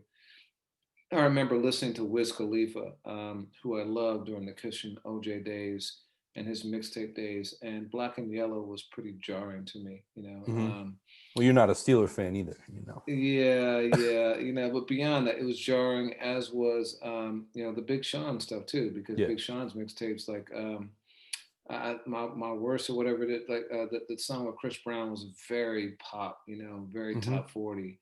Same with Wale, those guys when they went for radio, went hard, and I think abandoned their sounds to some degree. Kendrick, by contrast, and J. Cole, I think have done a phenomenal job of reaching that mainstream level success without compromising their sound. And this to me was what will become the bridge record for Benny to do so. You know, it's not completely abandoning the underground sound. It's not completely embracing the commercial sound, but it's straddling the line somewhere in between. And I think it'll be a great connector when all is said and done. Yeah, and I mean, all of Griselda is so prolific, as is so many artists, just by necessity these days, that Benny can continue to give the core, and that's not to make Derringer and his core sound, seem sub, but within that you can show these other growth movements. And you're absolutely right. Like, that's exactly what Pray for Paris is for Gunn too. I think that's well said. I also, I mentioned those features. Hit Boy appears on the vocal side for a second, and Queen Naija. And then I also want to give it up to Dom Kennedy, who you mentioned a moment ago. Dom, was present on Game's album last year, but Dom, I feel like, is poised for a comeback of sorts. Dom, like Problem, never quite measured up to the potential that we were promised a year ago, or a decade ago, excuse me. But Dom is proving that he's taken this time, gotten better and better. And that joint on Benny's album is that's as dope as Dom has sounded to me, since 2012. Yeah, no, it's great. And just random aside, you mentioned Lil Wayne and his year. Like a friend of mine had an interesting theory that maybe the reason why he cozied up to Trump um, at the time of the election was so that he might get that pardon, knowing what he was facing. But That's interesting. we'll discuss that on a future podcast. But Word. next up is a mainstream MC, and by my count, probably the most mainstream we've discussed thus far, and that's Two Chains. His album "So Help Me God." To me, Two Chains, who faced off against Rick Ross this year in Versus, and was one of those cultural touchstones. They have a lot of similarities. I think neither one of them, both of them, kind of the Rodney Dangerfields of rap. They don't get the respect that they deserve. Mm-hmm. For all y'all old heads like me out there who get that reference. As MCs, you mean, right? As MCs, Yeah. yes. They have commercial success, but they can both spit. They can both rap. And I don't think that people, because they do have such mainstream success, give them the proper shine. They also have been some of the most consistent MCs in the game for the last 15 years. I mean, these guys pretty consistently deliver an album every year. And every single year, it might not be the best album of the year, but it's got great tracks. It's one of the best. It stands in the discussion. And Chains, I think, lives up to that time and time again, and delivers. And this album does the same. Key tracks, Moneymaker, to mention Lil Wayne again, he and Lil Wayne take Guy's Piece of My Love, and the producer flips it up and makes it into a bounce cut in a really dope way. I think it's always tough to take those classic records and flip them. It's got to be something that's different but doesn't just destroy the integrity of it. And I think that this does that, and he and Wayne ride that track really, really well. Feel Away with Brent Fayez, and Kanye West. Brent Fayez I hadn't heard in a while, and he sounds good. Another shout out to that Gold Link record that like brought me in. But Two Chains may have gotten the best Kanye verse of the year too. Yeah. Kanye goes, straight at his slavery comments and was like super controversial, but also thought provoking. And it's Ye sounding inspired in a way I hadn't heard him sound on a track in a while. Southside Hove is Two Chains' supposed last attempt and third attempt at getting Jay-Z to rap on the track, but it's his ode to Hove, and it's got two Jay-Z references. One is the core, the hook has got like remnants of Feeling It from Reasonable Doubt, and then the track itself has elements of Dead Prez from Reasonable Doubt too. And so like he was trying hard to get Hove, like taking him back to that time, but it's Two Chains giving his version of his coming up story. Vampire is real talk about jealous ones still envying, Chains getting in there and kind of talking about, it sounds autobiographical to me. I'm not sure if it is, but it sounds like very real, the kind of things that he's discussing on that. And then YRB, which again, Rick Ross, making another key feature. So the features on this is very, very mainstream, as you might expect. Some unexpected appearances, but it's Wayne, Rick Ross, Young Boy Never Broke, Kanye, Chief Keef, who also produces on the album, Ty Dolla Sign, Lil Uzi Vert, and notably not Jay Z. Yeah. And then in terms of producers, Mike Dean is a producer. I'm not sure if you realize that. Street Runner, Cool and Dre, David Banner produces on this project, and like I said, Chief Keef, which was surprising to me. As a producer, Keith. Yeah, yeah, Wow. yeah. And then and in terms of longevity, it's just another you know another solid album in the Two Chainz catalog that is like ever expansive and ever impressive. Next up, I believe that's me. Yeah. Freddie Gibbs and Alchemist Alfredo, which definitely, we when the Grammy nominations were announced, we posted on Instagram asking people what they thought, and a lot of folks went hard for this album. I think that Freddie Gibbs last year set a really high bar with Bandana with Madlib. I mean, I know he already did with Pinata, but I feel like in the last year or two, really since Fetty, which is kind of the precursor to this project, which was an album that Alchemist produced, and was emceed by Gibbs and Currency. Gibbs has stated that there was a little bit of some differences creatively or something with Currency. So here they reemerge, just the two of them with Alfredo, Fetty, Alfredo. You can be hungry for lunch now. But this is, I don't think Gibbs deviates from the lyrical content of Bandana at all, or, Fetty at all. I mean, Gibbs is just in stride right now. I mean, he's one of those guys that says things that, kind of shock you at times, that, he'll say them, but that blunt honesty is what makes Gangsta Gibbs great.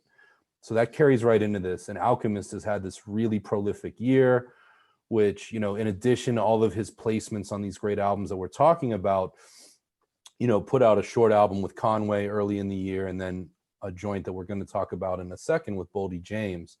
And sort of like we were saying with Apollo, I mean, Alchemist has a consistent core sound, but each of those somehow feel different.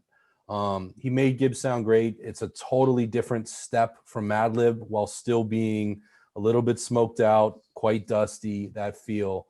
But Gibbs is just in his bag. The same pocket of artists. You mentioned Boldy and his ties to Griselda. Gibbs right now, and I didn't mention Gibbs's incredible feature on Benny's album, but Gibbs is very much like in this circle of artists that includes Griselda and a few others.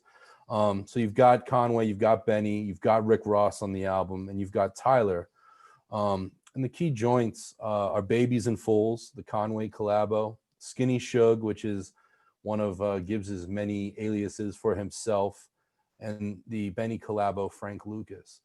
But yeah, I mean, in a lot of ways, I think we all felt that Bandana, when I say we all, a lot of our readers, Bandana was what the readers decided was the album of the year for 2019. And while I hold that one on a special pedestal, I think this just shows that Gibbs is one of those MCs that's capable of being prolific without compromising quality. So just a really good listen. And another case, I mean, so many of these joints we're talking about are one producer, one MC. It's kind of interesting how we've gotten back to that in recent years.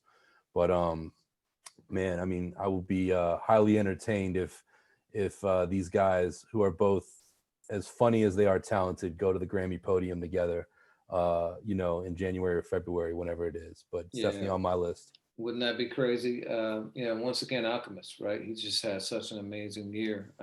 My producer of the year, yeah. Yeah, yeah, and it's a nice segue into the last album on which we agree, which is Boldy James and The Alchemist. The album is called The Price of Tea in China. Boldy had a really prolific year this year too. He had 4 albums. He had Real Bad Boldy, the Versace tape, which is the Griselda project you mentioned. He's got Manager on McNichols, which is an experimental album with Sterling Tolls, which is very interesting to listen to. And then this project with the Alchemist, all are good, really good. I encourage everyone to go and check out all three of those projects, but this to me is the best of all four. And Alchemist has Boldy James sounding as good as he ever has. So I first was put on to Boldy James by Pete Bittenbender, who's the founder and CEO of Mass Appeal. He signed Boldy, and this dude, I think this is like 2008, 2009, something like that, maybe 2010, 11. But Man, they're like, still decon. yeah, when they're still decon, yeah, Mm. and and Boldy, I didn't really grab my ear at the time. I didn't really connect with him, but he's changed his flow over time. He's gotten more, raspy, more deep voiced, and slower with his flow too. And in a lot of ways, Earl Sweatshirt has made a similar kind of move, Mm. and rhyming over dusty grooves is, I think, the sweet spot for both of them. Key tracks for me, and one of these is on the playlist, and I would say one of my top 5 songs of the year, which is "Surf and Turf," which Vince Staples.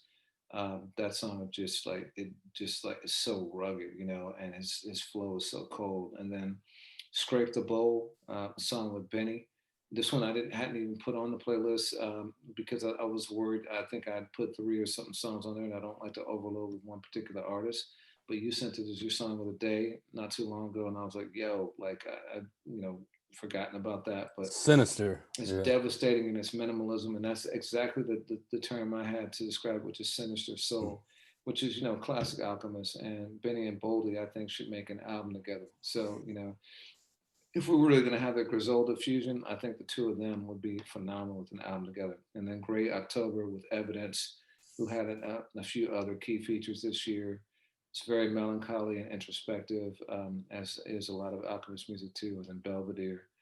And you got Vince and Benny and Gibbs and Evidence on the album. And again, Alchemist is the producer, taking the reins on the entire thing. And, I think when people look back, this is going to be one of the albums that Boldy is remembered for. Yeah, I've heard Bodie's name a lot over the years. Like you, I mean, Nas was very excited about him when they rebranded into Mass Appeal. And I thought Bodie had his moments, but I never thought he measured up to his potential. And this is really interesting because there's changes made, there's evolution there. And this album, I mentioned my big 3. If I expand to 5, this is in there. And man, just and it's one of those albums, again, I'm glad we have this list, because it's one of those albums that I feel like so many lists are so, Q3 and 4 heavy. You can forget what comes out in January and February. And this was an album that we posted about when the site was in daily operation mode. And, I'm really proud to help champion that. Word. So those are the 14 albums on which we agree. My sleeves are rolled up. Sleeves are rolled up. Now it's time to get into it. Now it's time to mix it up and figure out what's going to round out our top 20. So Jake has 6 that he is going to vouch for, and I have 6 that I'm going to make my case for.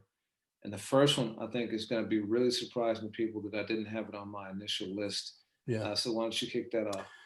Yeah, so there's that line in the movie Zoolander where he talks about Sting, and he's like, people, I don't really listen to his music, but I think he's great. I feel like we've gotten to that place with Black Thought. I think as a culture, people trip out over Tariq's features, and we've mentioned his name a few times. He's dropped some crazy features this year, but I feel like when it comes around time to him releasing albums, now that he got the first 1 or 2 out of the way, this album went under the radar. So Black Thought, Streams of Thought 3, Cain and Abel, produced entirely by Sean C, with a little bit of help in some places, including his partner LV. This album is great. And I've lived in Philly since 2002. I sometimes upset people when I say that my favorite Roots album is Game Theory. I love the Roots in the 90s, but I really enjoyed watching their progression in the mid to late 2000s. They started making darker, more electronic music and bringing in some outside vocalists. I think Thought took a similar turn with this album. He's got the Last Artful Dodger and Portugal the Man, both kind of non-hip hop artists on there playing crazy roles. And he's made songs. I mean, these have deeper structures to them. And my favorite, everyone really seemed to go crazy over the collaboration with Killer Mike, Pusha T, which is on the playlist. Tell me the name of that joint. I'm just pulling it up. Killer Mike and Pusha T. I'll find it. Oh, here it is. Here it is. Good Morning with Yeah. Swiss Beats too. But my favorite songs on the album are the ones where the rapping is isolated to thought. Magnificent, Nature of the Beast, which fits into that. He really captured the spirit of 2020.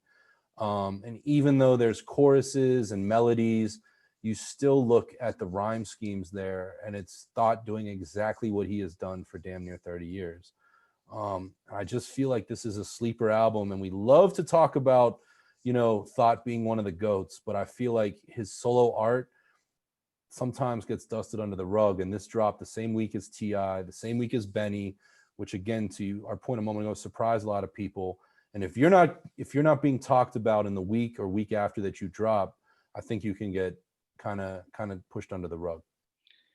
Yeah, so it won't surprise me if in the end we end up agreeing on this and including it. I'll tell you why I didn't. It's because Black Thought is one of my favorite MCs, definitely top 10, potentially top 5 for me.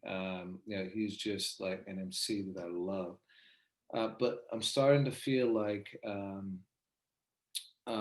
he has one speed. I haven't heard a ton of diversity in his rhymes, and for me, he put out a lot of product this year, and I was glad to have it, but I didn't know that it surpassed some of the other things that like I had on my list. So first up that I'm going to argue for is Static Selector, The Balancing Act. And we just had Static on the podcast last week. Static has put out a number of albums over the years. To me, I think this is my favorite of all the solo joints he's released, and he's had some great stuff. Like he's had some real bangers out there, but this one has a really nice balance, pun intended, throughout. It's got like it's very cohesive and consistent. It's got phenomenal artists on it. You got tracks like "Keep It Moving" with Nas and Joey Badass, and then Gary Clark Jr. And Gary, flips the "Walk On By" guitar lick, and Nas and Joey are sounding like in top form. Hard Living, he's got Dave East sounding as good as I've ever heard Dave sounding, and he and Meth are great together. Time, Jack Harlow, my guy, now your guy. My song on the album. Yeah, is an amazing song. Substantively, his flow is pristine. He opens up and talks about some pretty deep stuff. America is Canceled, featuring Jada Kiss, Styles P, and Terminology. Really digs into the issues that have confronted us this year and takes a hard and cynical look at America. Welcome to the Game gives shine to lesser known MCs like Marlon Craft, and I know a guy who you support, just Kota the Friend, and it features Black Thought and not and Benny and Conway and Two Chains and Killer Mike and Paul Wall and Evidence and Blue and Nick Grant and Bun B and Havoc. I mean, it's just loaded with artists. And then in terms of producers, obviously it's Static on all the tracks, but like he murdered it. Like every track is super dope. So what's up, Theo? Making his cameo finally. Yeah, man. Missed it, man. So I think when people go back, they're gonna look at this album and be like, damn. And so to me, this album is, one of Static's best and one of the best of the year. And so, yeah. Bear with me. I'm having a little technical difficulty. Yeah. My dog is very usually quiet, but we are in new surroundings. Yeah, is somebody black outside or something like. That's fucked up. I know. I know how Theo is, man. Yeah, nah. I agree with everything you said with Static, and this is actually the most I've enjoyed his album of the last few. And I think it's just an enjoyable, really enjoyable listen. And now more than ever, I appreciate somebody that can get all of hip hop together in one place. And as you ran in that cross section of features, so I have no qualms. It was just one of those cases when I made my list, I was like, damn, this one's really close. And I had to kind of Sophie's choice it. Um, my next album is a friend of Sky Zoo or friend of Static, Sky Zoo. Sky Zoo and Dumbo Station, The Bluest Note. So, 2 years ago we got on here and we started looking at 19-minute albums from Pusha T or Kid Cudi and Kanye, and really we kind of ended this EP album conversation the same way that years ago we kind of crossed out mixtape album lines. um Sky, I feel like, is in top stride right now. Last year he and Pete Rock made Retropolitan, which was incredible. um and Sky put out two projects this year, with this being one of them. And Dumbo Station is a jazz band. It's two guys, but it's all live instrumentation from what I understand. And it just sounds really, really good. Their names are Benjamin Ventura and Jesse Germano, if I'm saying that correctly. One of my favorite songs of the year is We Used to Live in Brooklyn, Baby, which is, Sky and Dumbo Station taking the Roy Ayers classic and applying it to gentrification. And, Sky is one of the most proudly New York, proudly Brooklyn MCs of recent memory. And for those that know, I mean, he said it in places on his songs. I mean, he's moved away to raise a family and focus on his career. And to watch him look back at this place that means so much to him and almost feeling like treated like an outsider, it's just very resonant. And I'm watching, Philly change, and I'm watching a lot of silly love that joint. And of course, I mean, I love the Roy Ayers original. Give and Take is another song. There's only 6 on the album. It's a very short project, but it's, to me, there's no misses. But Give and Take is one of those songs that's about relationships that I think just nails it. And Sky talks about, how opposites attract, but he does it in a really dope way. And so often, love songs can seem corny. You still hear me? Yeah, I got you. Yeah. Okay, cool, Yeah. cool. But yeah, I mean, this is one that I just feel like people could dismiss as a short project, or, it doesn't get the recognition that it deserves. But for me, at a time when we appreciate consistency, brevity, and concentration in one place, this album beckons to be on the list. And it doesn't have the fanfare of Sky working with Apollo or Pete or Illmind, but he's a jazz aficionado. To watch him kind of make a jazz project, and The Bluest Note, quite obviously setting the theme for that. I didn't expect to like it quite as much as I did, and it's one of those that I want to fight for its recognition. Sky is a guy that I've been supporting for probably 11 years now. I supported him from AFH on AFH. I supported him on the BT level. I've done showcases, the whole nine. It's been amazing to watch his career progress. You and I both loved that Pete Rock joint last year. He always has interesting collabos, interesting concepts. So it's hard for me to argue against him. Next up on my list is Logic, your guy, your favorite MC. I Yeah. know you were sandbagging.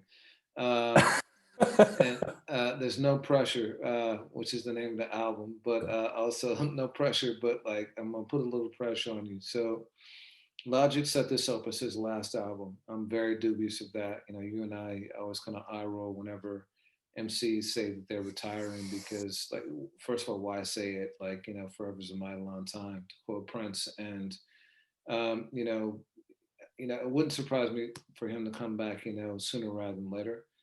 But I do think this is a fitting way to close the loop to Under Pressure, his debut album. I think that this is very consistent with that sound and the formula that he put forth on that album and many of the albums in between.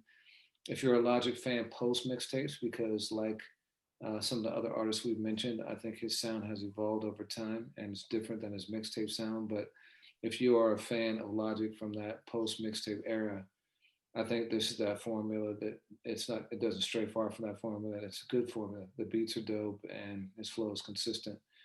For me, and I mentioned this earlier, the thing that I really love is there are a number of tracks with beat changes. When I start to think about key tracks, GP4 is an ode to Outkast's Elevators. He has a lot of songs that reference classic moments in hip hop on this album, which is another thing. It's very familiar to my ear and very digestible for me. Open Mic Aquarius 3. It's got elements of the Roots, in the beginning of the track. I think it's on. I think it's the beginning of Things Fall Apart. And then it's the first in a sequence of a long series of really devastating beat changes midway through. Like, in some ways, I think if I could just put the second half of songs on the playlist, you'd like them better. But I think that part of what makes the second part so good is the beat change, and the first parts are good too, but they're just good lead ups. And this is where he shines. In the second, when the beat change kicks in, he just blacks out every time. Soul Food 2 is another beat change. And then, Man I Is has got him over Erica Badu's Didn't You Know, and Spotty Dopalicious. This is the second time that Logic has rapped over quite a few Erica beats. And you know what, Erica fiend I am. She may be my favorite artist of all time. So when you start to piece it together, he's rapping over stuff that really, really connects to me on a deep level. The playlist type vibe. Yeah, yeah. Well, not just playlists, but the sonic references, the Outkast, Yeah. the Ericas. And it's just his connection to her music that always made me think he was sounding like Kendrick. When I first heard Under Pressure, it made me think he was really trying to beat, because Kendrick's um, um, Good Kid, Mad City was very Erica heavy to me also. But the reality is Kendrick, Logic, and Erica all three drew from Three Stacks, Outkast, and it's really his homage to Outkast that is appealing to me, both on this album and other albums. The features he's got no features on it. He's standing on his 10 toes like J. Cole, which I also think is impressive. I don't know if there's been a single other album we mentioned this entire time where it's just the MC carrying all the weight himself The one I or mentioned just herself. now, Sky, but that's a very short project in contrast. Yeah.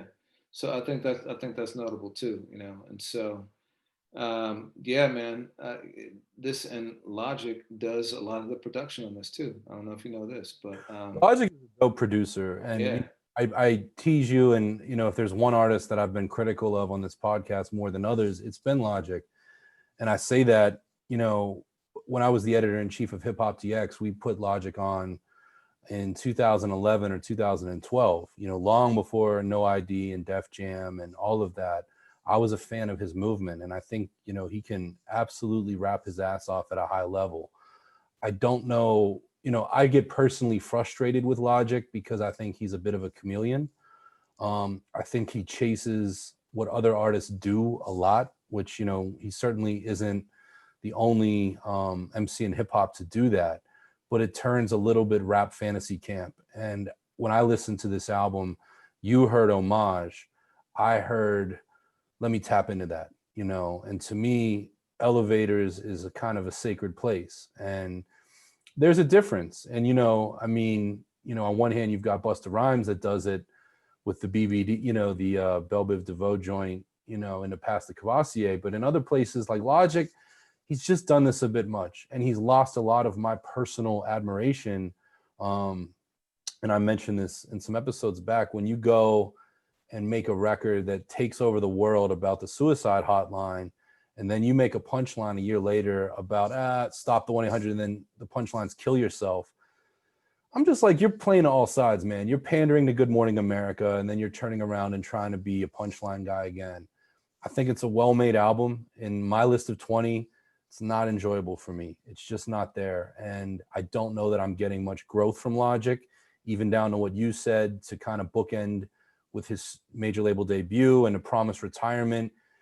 Who's to say? Maybe we'll never get another Logic album again, but from Scarface to Too Short to The Game, we've seen this playbook before, and it just feels gimmicky to me. And again, I won't take away from his skills or abilities, but it's just not worth an hour of my time.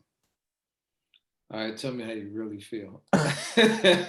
I'm trying to just keep it a buck because, of the albums that we came with, this is the one that I personally vehemently disagree with.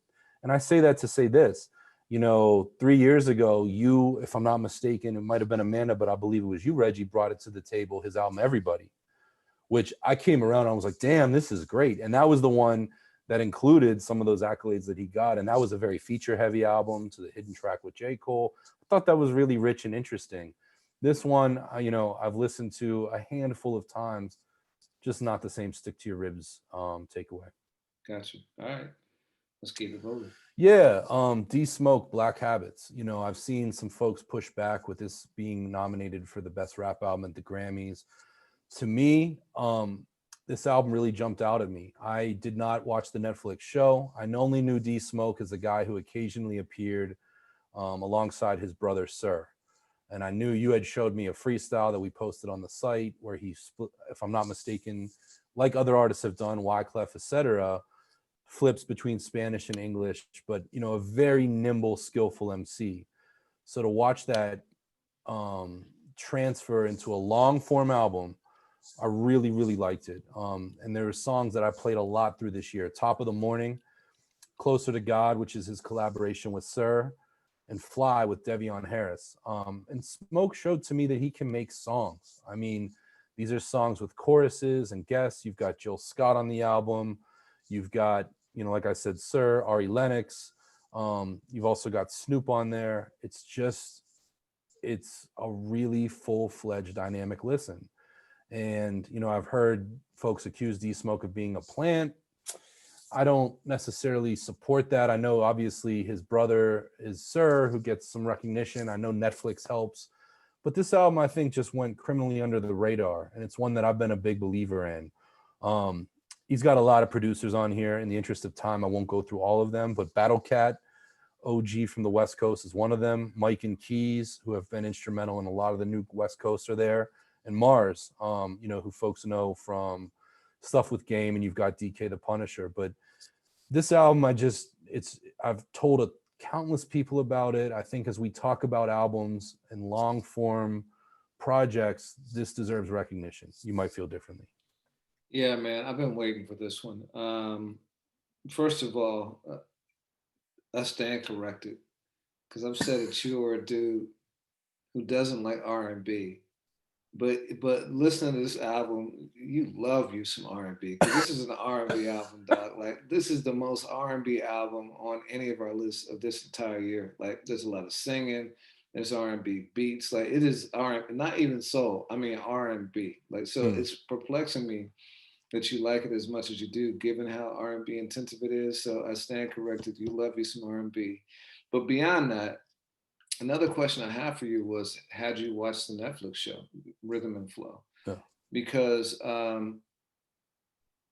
loved D Smoke in the Netflix show until I found out afterwards that he was Sir's brother. And knowing how the sausage is made in a lot of these shows, having been in TV, I know a lot of times producers will, and I don't know that this is the case, because although I know the producers, I don't know, and I've never asked because I don't want to know. But I know that often people will shore up productions like this by putting in someone that's good enough to win, even if that person isn't designated as the eventual winner, because you have to have someone that people can point to as credible for winning. On the off chance that you get lots of talent that's not that great. As it ends up, that show is incredibly well done. But I thought that it just felt it cheapened it for me when I learned that he was Sir's brother. Because obviously he's got powerful connections. He's not just like a guy coming up, off the streets, just shooting a shot. He's someone who's very connected in that world. And so, it cheapened it for me. Beyond that, we talk about like Kendrick, and to me, it was kind of like a Kendrick light album. They're very, very like seeking to be kind of like on a Kendrick TDE sound. And given the expectations I had of him, it felt very formulaic, very paint by numbers to me. Mm. And so, and I listened to it again this morning, Like it took me a long time to even get all the way through it, just because. Um, Well, well, it's only an hour and 2 minutes, but it wasn't like it just never like I kept trying to be in the right frame of mind, like I talked about for R2J4, but it never came to me. It's just because I just don't like the album that much, you know. mm, That said, I like D Smoke a lot. I think he's a phenomenal talent, phenomenal artist, and I think that for me, this is a lot like J. Cole's first album, first official album, where it was very label or focused and oriented and A&R, and I think that he once he steps into his own artistry, and maybe I'm wrong, right? I don't know how this album was crafted, but I believe once he starts to carve out his own lane and figure out the direction he wants to go in, he's going to come with product that far supersedes this, no matter how you slice it. So that's my thought on the album. I respect what you said. I'm going to end it with a shot and say that, there have, I know, and I'm sure you know too, there have been cases where an artist has been signed for months and years before that happens, Mm-hmm. before it's announced. When I was at DX, we knew that Yellow Wolf was on Shady and we couldn't report it because it was embargoed. I feel like with Isaiah Rashad, there was a lot of folks in the industry that knew that TDE had tapped him. So when he signs to TDE, are you going to come back here and say that this was Five Mics? That's And I don't hilarious. know anything. I'm just laughing because I do feel like, this album was a bit of a dark horse for Grammy nominations. And yes, there's the Sir connection, but I'm joking that D Smoke ended up on Top Dog. Yeah. Yeah, I have big expectations of him. This one didn't meet my expectations. Okay. So back over to you. Yeah, so back to me. Next up is Action Bronson. It's a huge year for Action Bronson. It's a triumphant return to form for him, both sonically and physically. He's lost 127 pounds and still counting. Looks amazing. Is in the gym. Starting to get pretty diesel actually. This album to me is just like a great listen. Very consistent. Can let it play from front to back. Um, just great texture. He comes in swinging from the beginning with Capoeira. Pun intended. That's one that's on our playlist. It's got big horns on the sample. It's very reminiscent of like an Earth, Wind, and Fire type production. Once again, Action Bronson produces it himself. Just showcasing that talent. Latin Grammys, the initial single off of it sounds straight off a black exploitation soundtrack. Real soulful, like guitar intensive psychedelic soul sample. Derringer, is slinging that heat outside of Griselda for Action Bronson on Shredder. Only three features on it: Young Mexico, Mayhem Lauren, and Hologram. Bronson again produces a lot of the songs on it. Harry Fraud, Ant-Man Wonder, Muggs makes a reappearance, and you guessed it, Alchemist too. I just think that this is an album that'll remind people that Bronson is an MC first and foremost. He's gotten known more so the last 5 or 6 years as a personality. With his cooking shows and the science fiction shows and things like that. But he's a dope MC, and I think this album showcased that. Yeah, I mean, my dad knows who Action Bronson is because of that meteoric rise you're talking about. I don't know. I mean, and Bronson is somebody that I was a ground floor supporter on with, Dr. Lecter and even the J Love mixtapes in the early 09, 2010. This one I didn't get a lot of growth on. I agree with you that it's really good music, but again, to come to 20 albums, Bronson, I feel like he did something really special with Mr. Wonderful in 2015. And I feel like recently he's just kind of been a little bit in the hamster wheel of making dope music. But when you've been around for a decade like he has, that can get tedious. Like right now, we're sitting in the same place, like celebrating Gunn and Conway and Benny, being prolific. But if they're still making albums like this in 10 years, I don't, you get a little bit fatigued. And with Bronson on this particular project, I just didn't get growth like that. Enjoyable listen. I know you enjoyed it more than I did, but that was where I kind of came with it. All right. On my back over to me, Odyssey, Odd Cure. Um, so this is interesting. I mean, the backstory of this album, which I didn't know until after I was over, 10, 12 listens into it, is, Odyssey at the beginning of this year in February was offered a bunch of festival dates due to cancellations in East Asia and South Asia. He accepted as Corona, especially over there, was making its way. All but one canceled. So he does one festival in Thailand. Odyssey's a father, which those that listen to his albums know, and a husband and family man. He said, this can help his year immensely. So he takes the gig and came back, and as we were learning about the science of Corona, he quarantined in the studio for what I believe was close to 8 weeks, with just him and an engineer, and came out with this project. And it's one of the first and most regimented kind of quarantine albums. He made it in Brooklyn in the studio. And again, this is just a project that throughout the year kept making sense with the headspace. I think a lot of the album kind of deals with fear and the confrontation of fear. It's not an upbeat listen. When those songs of Odysseys that you hear in Starbucks, and this is not that. It's more cerebral. It's darker. But I've enjoyed it a lot. And he kept the cipher small. I mean, produced the whole thing with some musicians. And his features are folks that he's been working with lately: Olivier St. Louis, Saint Ezekiel, Priya Ragu, and Ralph Reel. But I've been playing a lot. I call it the title track, but The Cure is a joint that has been on heavy repeat for me the last month.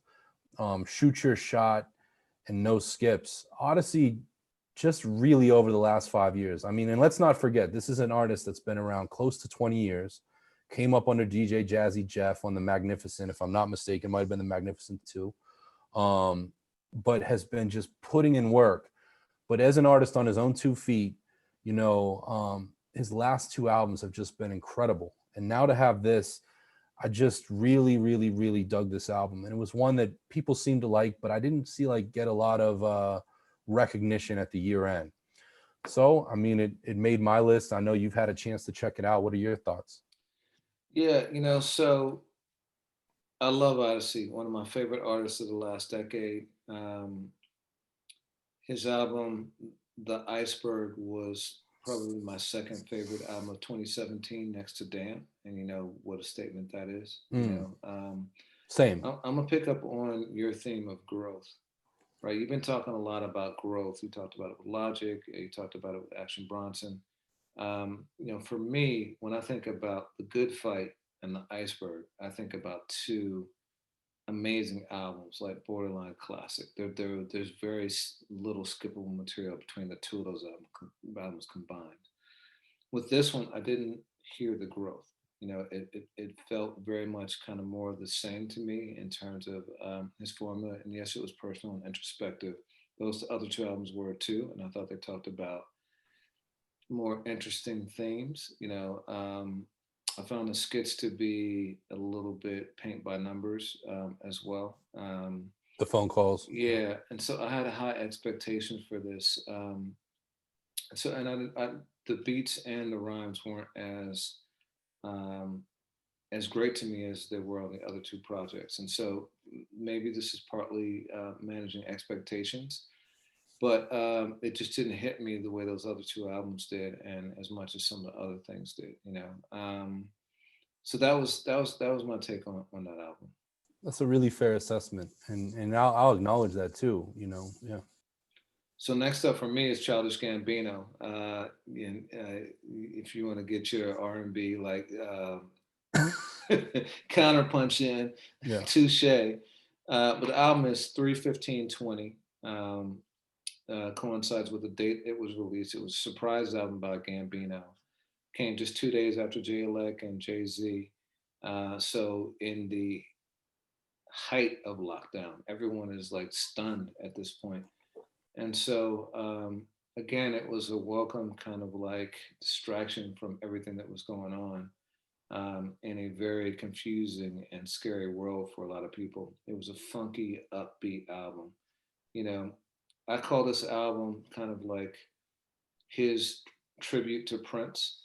There's a lot of tracks on here that are very much, of that mindset. And I'll get so, and so key tracks for Algorithm.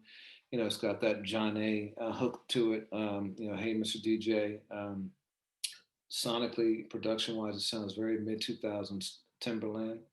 Feeling the production like Sexy Back, not much, very like minimalist like melody, and much more into the percussion. And it's just a weird, like just the notion of algorithm in a world where we were about to all become so virtual and plugged in and controlled by algorithms was kind of a foreshadowing, a premonition, in a really kind of spooky but cool way. 1238 is him doing his Prince tribute. It feels a lot like it's patterned after the Ballad of Dorothy Parker. I Hmm. actually challenge people to go back and listen to that, and you'll start to hear the way the story unfolds, the elements of the story, the cadences he uses. Certain phrases are very similar. I think it's truly kind of tracking to the Ballad of Dorothy Parker. It's back and forth with the woman that he's with, all of it. And then he's got 21 Savage, who had a very quiet year too, and he sounds amazing on that track. Um, 1910, another a Prince sounding song. And then it's got Feels Like Summer, which came out as a 2-pack the year before, and that was one of my favorite songs of the 2010s. Not even just that year, 2010s. Yeah. I had that song on just constant rotation, and so those things made me really love this album. And again, this is another one where he's doing something a bit more nuanced than what Logic is. And he's saying that it's his last album as Childish Gambino. That leaves the door open for him to make music as Donald Glover. And so yeah, I think he might just be retiring the name. But if it is the end, I think it's a fitting end to the Childish Gambino legacy. And he progressed from being a mixtape underground rapper to a really critically acclaimed soul singer, and yeah, I think this is a really great progression in his career. Yeah, I mean, you said you use the L word, which is big for you, but like you love this album, and I do too. I just don't consider it a hip hop album. I think it's as much a hip hop album as you get from, Post Malone at times or an Anderson Paak. And, that's always been a challenge. I think some of these years we've included stuff that toes that line. A few years ago, I think, if I'm not mistaken, we included Jadana. And that was an album from him that had a lot of rapping on it, but was also other things in other places. Kind of like Do Smoke. Well, listen, when we get to negotiate, we might have some bargaining that's revealed itself in this discussion. I have nothing critical to say of this record. I think it's great, but it sets a precedent that makes things complicated because there were other great albums this year that were out of genre. And I think you really the way that Donald Glover samples or homages is perfect to me. I know there's people out there that feel like, with his big breakthrough 3 years ago that, it was a bit bitey of Bootsy and Parliament Funkadelic. I thought it was perfect homage. And I kind of feel the same way in the relationship this project has with Prince. It makes you want to go back and see, but I think he is overt, but at the same time clever in that. It's not a hip hop album. And you and I have included Drake on this list before. There's artists that can be melodic in many things, but when I'll ask you, on a pie chart, how much of this album do you think has actual rapping in it? I mean, listen, I'm not going to debate that, right? Like 21 said, the only rapping that comes is from the guests. I think Donald is all singing. I think it slides into, and I've had this debate with friends of mine about whether Anderson Paak is a rapper or a singer. I think on songs like Lockdown, he raps. But Yeah. I think a lot of the songs that he does, he's actually singing. And just because he raps, sometimes people are attributing it to rap. Mm-hmm. I'm not going to argue that this is a rap album. It's not. It's definitely vast majority singing for sure. Yeah. Well, we'll come back to that. And yeah, and Anderson, it gets really gray. So the last album, not on the list, but the most recent album is Your Old Droog. who put out a project in the last couple weeks called Dump YOD, his initials, the Crutoy edition.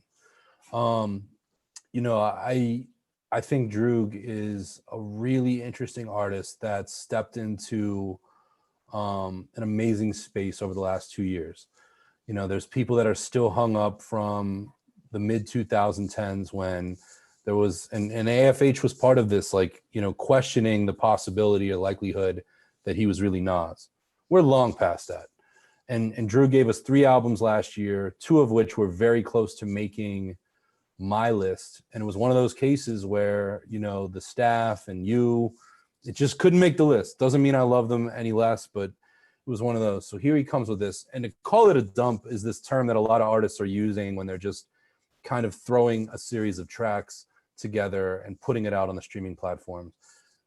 And Droog and his cohorts of Mac Hami and the God Fahim are big proponents of this. This is not a dump. This is a very thematic project that deals with Droog's personal, kind of immigration experience and heritage, as well as his acclamation. You listen to his cadence, his voice, his subject matter, his vernacular. Droog is New York, but people, what they might not know is that, he's a Ukrainian immigrant, who grew up speaking Russian. Even Droog is a word that I believe means friend. So even down to his name. And you have an artist that people thought kind of coming in was mimicry or carbon copy or, something less genuine. And this album, this collection of songs is really authentic, really personal. And it doesn't compromise on what he does so well, which is compound rhyme schemes, really, really top-notch punchlines. You know how much Big L means to him when you listen to Droog or Doom. And this one has really exciting guests. You got Fonte, Black Thought, LP, as well as Mac Hami, Fahim, Billy Woods, who put out a really good joint this year with Armand Hammer. And it's one of those albums that just kind of came and there was no real hype around it, a sudden drop. And to me, I've listened to it and listened to it and listened to it. And I think that Droog has, as we talk about repetition and growth, I think this really marks new levels. It's not my favorite production that he's had, but on the lyrical side, he's going places. And that's awesome to see, 6 years after that kind of introduction. It's interesting because this has happened with you and I both, where one will start off a fan of someone and the other will like them, but the balance will kind of shift in terms of who prefers the artist over the other, and I started off, I think, the one who was much more kind of like obsessed with Drew, especially in those early days. I really loved that initial EP. And a lot of his earlier work. I still am a fan. But for this one, and I'll be honest, I haven't given it that much time. It's new, but a big part of it is production. I'm drawn in by the music first. And if the music really captivates me, then I'll go back and listen to the lyrics more and really start to spend time with it and digest it properly. I think part of what I need to do is go back and give it a few more spins. And so, I'll acknowledge that. I'm not going to try and front it's an album I spent a ton of time with. But those were my initial kind of not including it was I'm just not as familiar with it, and part of that's because it didn't suck me in the way that I expected it to initially. A lot of his music, though, I find to be pretty complicated, pretty complex in a good way. But and I think a lot of times with that kind of music, it ends up paying dividends when you finally kind of get it, when it clicks. But it does take kind of devotion and multiple listenings, which many people don't do now. Right now, it's got to be instantly accessible. But I find often the richest musical experiences are the ones where it takes a little time to kind of settle up. So, next on my list is another artist. I find myself arguing for the artist that you and I have had on the show. Yeah. Yeah. And Lets me off the hook. Yeah, no. This is Lyric Jones, Closer Than They Appear. This was a welcome release for me. It was not on my radar until our colleague sent it to us, saying, "Hey, will you guys check this out and consider having her on the show?" And we had heard the first song, but then when we started digging into it, it became more and more interesting to me. I consider it more of an EP than an album, just because Hmm. it's only, I think, 22 minutes long. It's got some skits and everything, but it does have 9 tracks, I believe. It's co-produced by Fonte, or executive produced by Fonte. And Fonte said that he views Lyric as a female version of himself, which is, high praise, given, everything he's accomplished. The fact that, Drake is patterning himself off of Fonte, and like just the impact he's had in the culture. Um, and it's really solid from front to back. I think it's some of Lyric's best work, and she's been an MC that's been in the game for quite a long time. Hmm. I think people should go back and check out that interview and hear more about who she is directly from herself. It's a really fascinating story. And the album to me has a lot of textures from Little Brother and also the Foreign Exchange. You can definitely hear the Fonte influence in both. Key tracks are Rock On, which ironically to me sounds a lot like a Ninth Wonder beat. That's produced by Focus. So, I guess it's not so crazy given their affiliation. Cruising features Little Brother. Show You How is a great back and forth with Vic Mensa, also one of my favorite MCs. And that beat sounds to me like vintage Kaytranada, actually, even though it's not Kaytranada on the track. And then there's a song called Angelina, which has got a real Spanish feel to it, which is dope. So just the album, I think it's a really great listen, showcasing another very talented woman MC. I think that when you and I talk about balance and what we want to achieve in these lists, we do think about things like that too. How much are we representing different factions of hip hop? And I Yeah. think with only Shade Noir on the list right now, we're pretty low in that regard. And so, and again, I think one of the key themes, recurring themes, has been shining a light on MCs who otherwise wouldn't get it. And I think Lyric fits in that category. I agree with that for sure. And that kind of fits of the last one that I'm going to present, um, Blue in Exile, Miles. And I'll admit to you this is an album that was on my list through a lot of this year, but as more music started to come out, I bumped it off. But I spoke to a lot of esteemed colleagues, Justin Hunt being one who really went to the mat for this album. And I feel like Blue and Exile together are regularly compared against Below the Heavens, the same way Nas deals with that with Omatic or Snoop with Doggy Style. And the fact of the matter is, both of these guys have made really good stuff together and in their individual careers since, that I often feel goes unrecognized. People get lost in the lights of the nostalgia of what they made together in 2006 or 7, whenever that was. So this is the longest album on the list, as far as I can tell. It's an hour and a half. Um, and even though it's a Fat Beats Dirty Science, which is Exile's label, you've got Miguel, who long before his own stardom, was on Blue and Exile stuff. You've got Alo Black, which was Exile's partner for all those years. And then you've got some, I can go on and on. Fashawn is there, C.S. Armstrong, who's also on Black Thought's album in a few different places, Dag Savage, Last Artful Dodger. You got AC Alone, who, to me, Blue is an important continuation of that LA Underground, that Freestyle Fellowship and Project Blowed kind of paved the way. So this album is a very, very, very dense listen. On one hand, its title is an homage to Miles Davis. And both Blue and Exile are jazz cats, same as Sky Zoo. Just they've really channeled that into their rap. But on another, Miles represents distance. The Miles these guys have come together, the Miles they are apart from each other, maybe, in kind of more virtual times. There's just a lot at play here. And like I said, I've talked to a lot of people who really consider this to be in their top 3. So as I've done in years past, when it comes to these, I do try to kind of do what a delegate does, in a real election, is hear what the people are saying and put it out there. And this is an album that I think to appreciate, you have to play end to end, which is hard. It's hard to find 90 minutes, but it's there and it's great. And it's something that I feel was warranted time in this discussion. Yeah, so for this one, it's similar to Drew. I haven't spent much time with it, but there are reasons for that. Below the Heavens was one of my favorite albums of the aughts.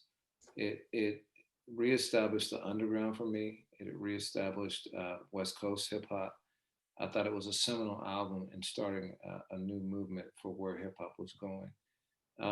And it was rare. I know Exile, like Apollo Brown, had his run of doing full albums with different MCs each year. And Blue was probably always my favorite. I think he did one with Fashawn, and he's Yeah. done others. But Blue, that album was always a favorite for me in the Blueprint. So when they returned, maybe 4 or 5 years ago, and started doing music together again, I had high expectations, and each time they weren't met for me. Like I didn't hear anything that compelled me in the same way that that first album did. So I haven't spent because of that. I haven't spent as much time because we put out like two or three projects since then. With this as I have, but it's something. And listen, I learn as much from you Yeah. as I do from anyone else. And so it's something that I will go back to. The last one that I'll present is one that I'm very, very, very, very passionate about. And you had your shot earlier with D Smoke about TDE for Yeah. me. Um, Reality is, I'm a huge fan of TDE. Hearing J Rock, Hood Gonna Love It, and Just Like Me, back from that album, Follow Me Home, Yeah. were those two songs like just changed me. J Rock, his voice, just like the power and the realness of what he was rapping about. And since then, I've been a huge TDE fan, and that I've had the opportunity to work with them very, very closely over a number of years. And to be able to work with a label whose music means so much to me is like just one of the greatest gifts I've ever had in my career. Kendrick might be my goat. Like him and Jay are like, to me, like the Michael Jordan and LeBron, like of rap in terms of like just artistry and just greatness as MCs. Um, and I will say that Reason, New Beginnings, Reason, being the artist, the latest artist from TDE, his album New Beginnings. When his record The Soul dropped, which had a clever reference to this album back in 2017 or 2018. Uh, the first line in that record, The Soul, is patience, new beginnings coming, and it sounds like, but he's actually was referencing his debut album, and it turns out he's saying this isn't even his true debut album. He's saying that this is some music he'd been working on, but his real debut he still got locked in the chamber.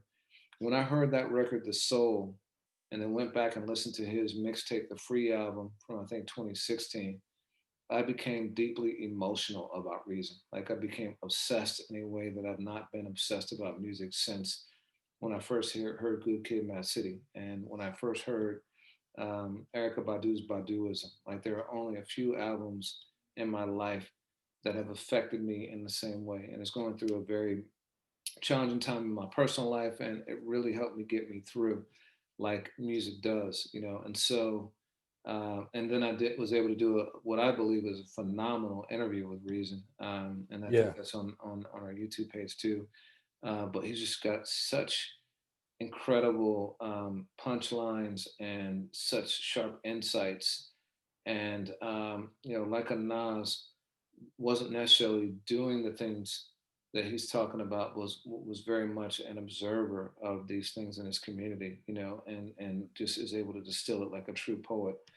And so I feel very strongly about Reason, and this album, it took me a while because like with J Rock's last album, I expected more soulful, like straightforward rap, and he talks about being soulful a lot of times.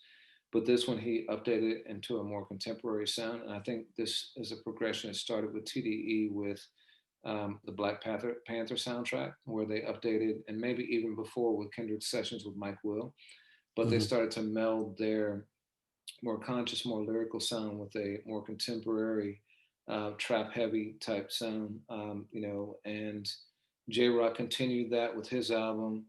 Schoolboy Q continued it with his album, and Reason continues it to some degree on New Beginnings. You hear it like on Pop Shit, which has a rare Schoolboy Q verse, and a couple other songs, but there's other songs that are soulful and back into that mold that I really loved. And when I listen to it more and more, I like the project cohesively. I like the variety. I like the way that he changes the sound. I talked about Black Thought and kind of rapping with one speed. Reason is not falling into that pattern. He's making his flow diverse, as Busta did. His song "I Can Make It" with Rhapsody features one of Rhapsody's best verses of the year, and talking about a very different kind of subject matter than you usually hear from rap. Fall takes on the ills of the industry, about how often as an artist they push you, either the fans or even the label or both push you towards substance abuse and the pressures that women face to be hypersexual and the sexual harassment they face. That's the kind of real talk that Reason puts in his songs.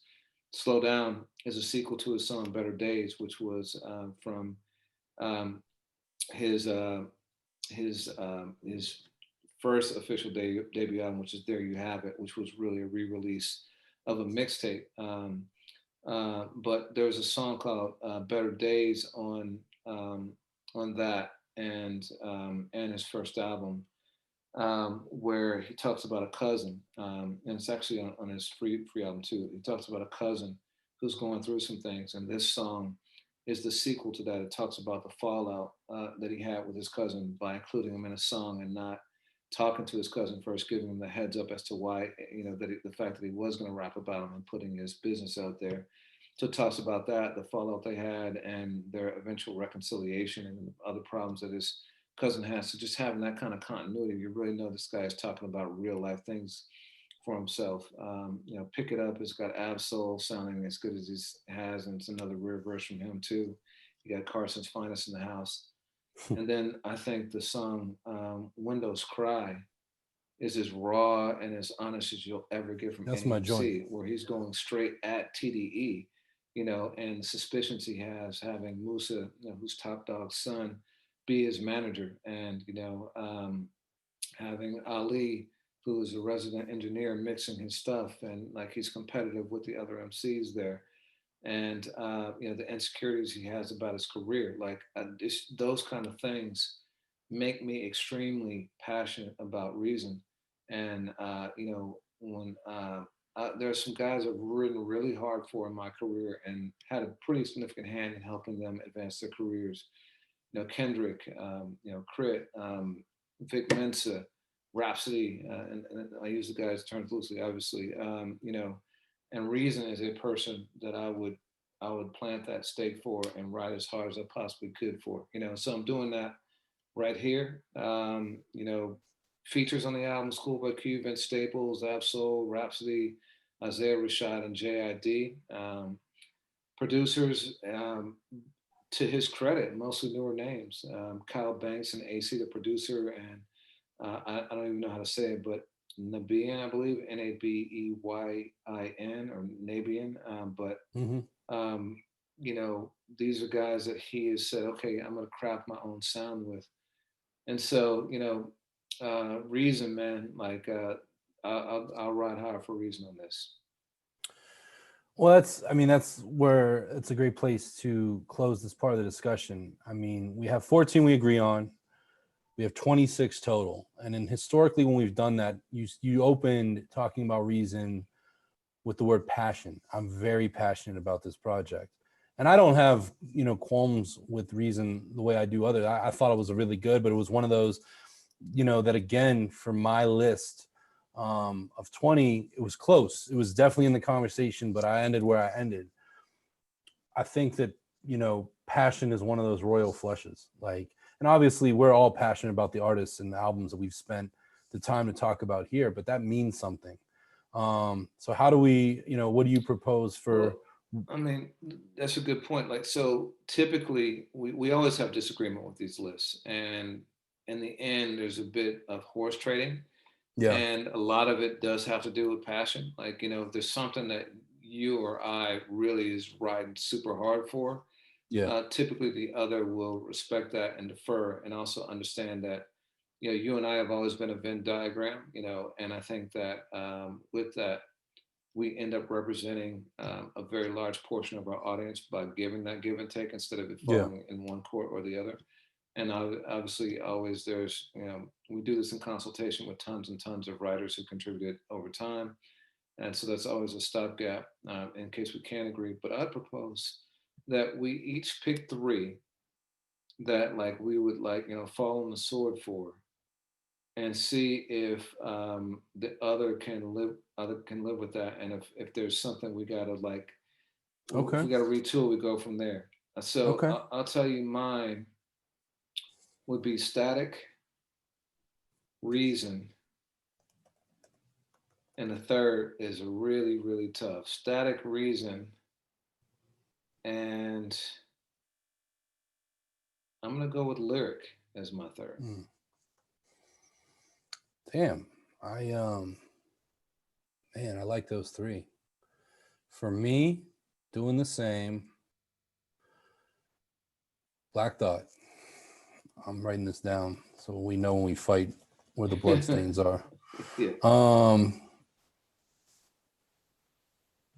I'm gonna give it up for Euro Droog. I really, and I know that you said that's a blind spot for you. Not a blind spot, but um, man, and of the third, I really valued what you said about Odyssey. I think that's a really interesting point, that if we were having this discussion in a meeting or over the document, that's something to consider.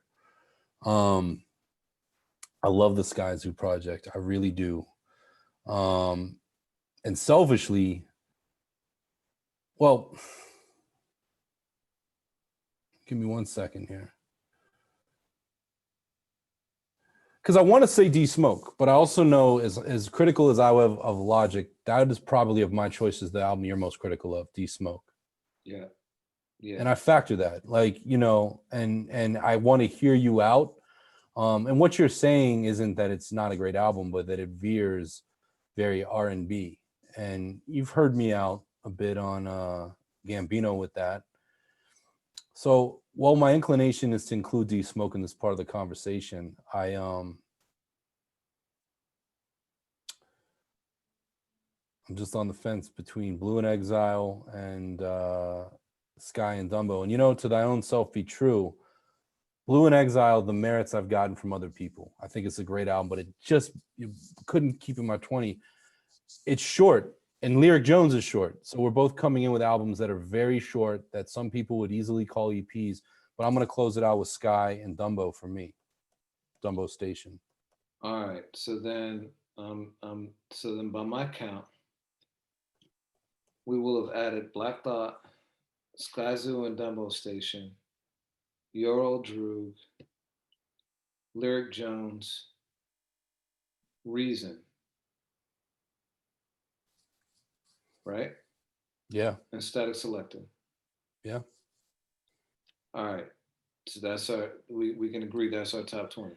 Yeah. Just as a parting shot, are we looking, is there any that we feel sick to our stomach that we're overlooking? I know you really like that Bronson, and I like the Bronson, but to your point, like it's not really new ground for Bronson. yeah, It's a great like return to form, and like it's Bronson doing Bronson, but it's not new ground. You know, um, and Logic is the same thing for me. You made that point well. I agree with that. I think that for me, Lyric with Gambino, like not really a rap album, so I'm cool with that. You know, Lyric I feel strongly about because I do want to give an up and coming artist, an artist who's actually been on the grind for quite some yeah, time, and a woman, the flowers that I think that she's due, and I think she's put together a really great project. It's short, to the point, but I think it's really good. And Yeah, so I can live without Logic, I can live without Gambino, and I can live without Bronson. Reason, that one was we were gonna fight to the death on that one. Yeah, and again, all of these albums, even Logic, I can say nice things about, but I mean, all of these albums have their merits, and I like Reason a lot. Man, I'm satisfied with this 20, and I know I know with great certainty that our readers will have things to say. Our readers All and right, viewers and all right, cool. So I'm gonna read them off one last time. Our top word. 20 for 20 is Royce 5'9", The Allegory, Nas's King Disease, Nana, Save Yourself, Jay Electronica, A Written Testimony, and I'm gonna put in parentheses featuring Jay-Z, Run the Jewels, RTJ 4, Westside Gunn, Pray for Paris, Apollo Brown and Shade Noir, As God Intended, Busta Rhymes, Extinction Level Event 2, The Wrath of God, Deontay Hitchcock, Better, Problem, Coffee and Kush Volume 2, Benny the Butcher, Burden of Proof, 2 Chainz, So Help Me God, Freddie Gibbs and the Alchemist, Alfredo, Boldy James and the Alchemist, The Price of Tea in China, Black Thought, Streams of Thought 3, Cain and Abel, Static Selector, The Balancing Act, Sky Zoo and Dumbo Station, The Bluest Note, Your Old Drew, Dump YOD, Crutoy Edition, Lyric Jones, Closer Than They Appear, and Reason, New Beginnings. We got a nice balance, I think, of veterans. We got Royce, I put J. Alec in that category, Buster for sure, 2 Chainz. We got a nice, and Black Thought, of course, and Static too. We got a nice assortment of MCs who rep the underground really, really hard between Sky Zoo and Your Old Drew, and Boldy James. We've got and then Problem. We've got a strong set of producer collabs with Apollo Brown and Static. We've got women represented, not as much as I would like, but some with Lyric, Shane Noir. and Chez Noir. And we've got that Griselda sound, which I think they've dominated 2020. We got 2 Chainz and Killer Mike from the South, Deontay Hitchcock from the South. I mean, Yeah, that's 3 Atlanta delegates right there. yeah, yeah. So I feel good about this list, man. You? Yeah, I really do. And again, I mean, I'm sure there are great albums that as comprehensive as you and I are, we haven't heard yet. And last year when it came out, it was a late year drop. I was like, damn, Brother Ali and Evidence, Secrets and Escapes, that was great. You and I, 2+ years later, continued to debate whether Tana Talk 3 or Supreme Blientele belonged in the 18 list. So these things live on and we pay attention. And I, just as a fan, want to hear where folks think that we got it wrong or overlooked or, showed too much favoritism. Word. All right, so we typically end this with a song of the week, but I'm gonna propose a modification given the theme. Let's go with album of the year. What's your Man, you album of put the me on year? stuff. At this point, I'm going to give it back to Royce, where I felt for most of the year, the Allegory. Royce the Word. 5'9". You? I'm sticking with Busta, man. These are all phenomenal albums. I think Busta, though, is just a masterpiece and the crown jewel of his career. An incredible career. I'm not mad at that. Word. Well, our longest podcast to date, but I think well worth it. I don't know about Yeah, you, man. but time for a bathroom break, and yeah, Yeah, always a man. I pleasure, enjoyed man. it. Yeah, for Likewise, sure. man. Happy holidays to all of our listeners, viewers, fans, readers, haters, whatever, man. We appreciate you all so much. Word, for sure. All right.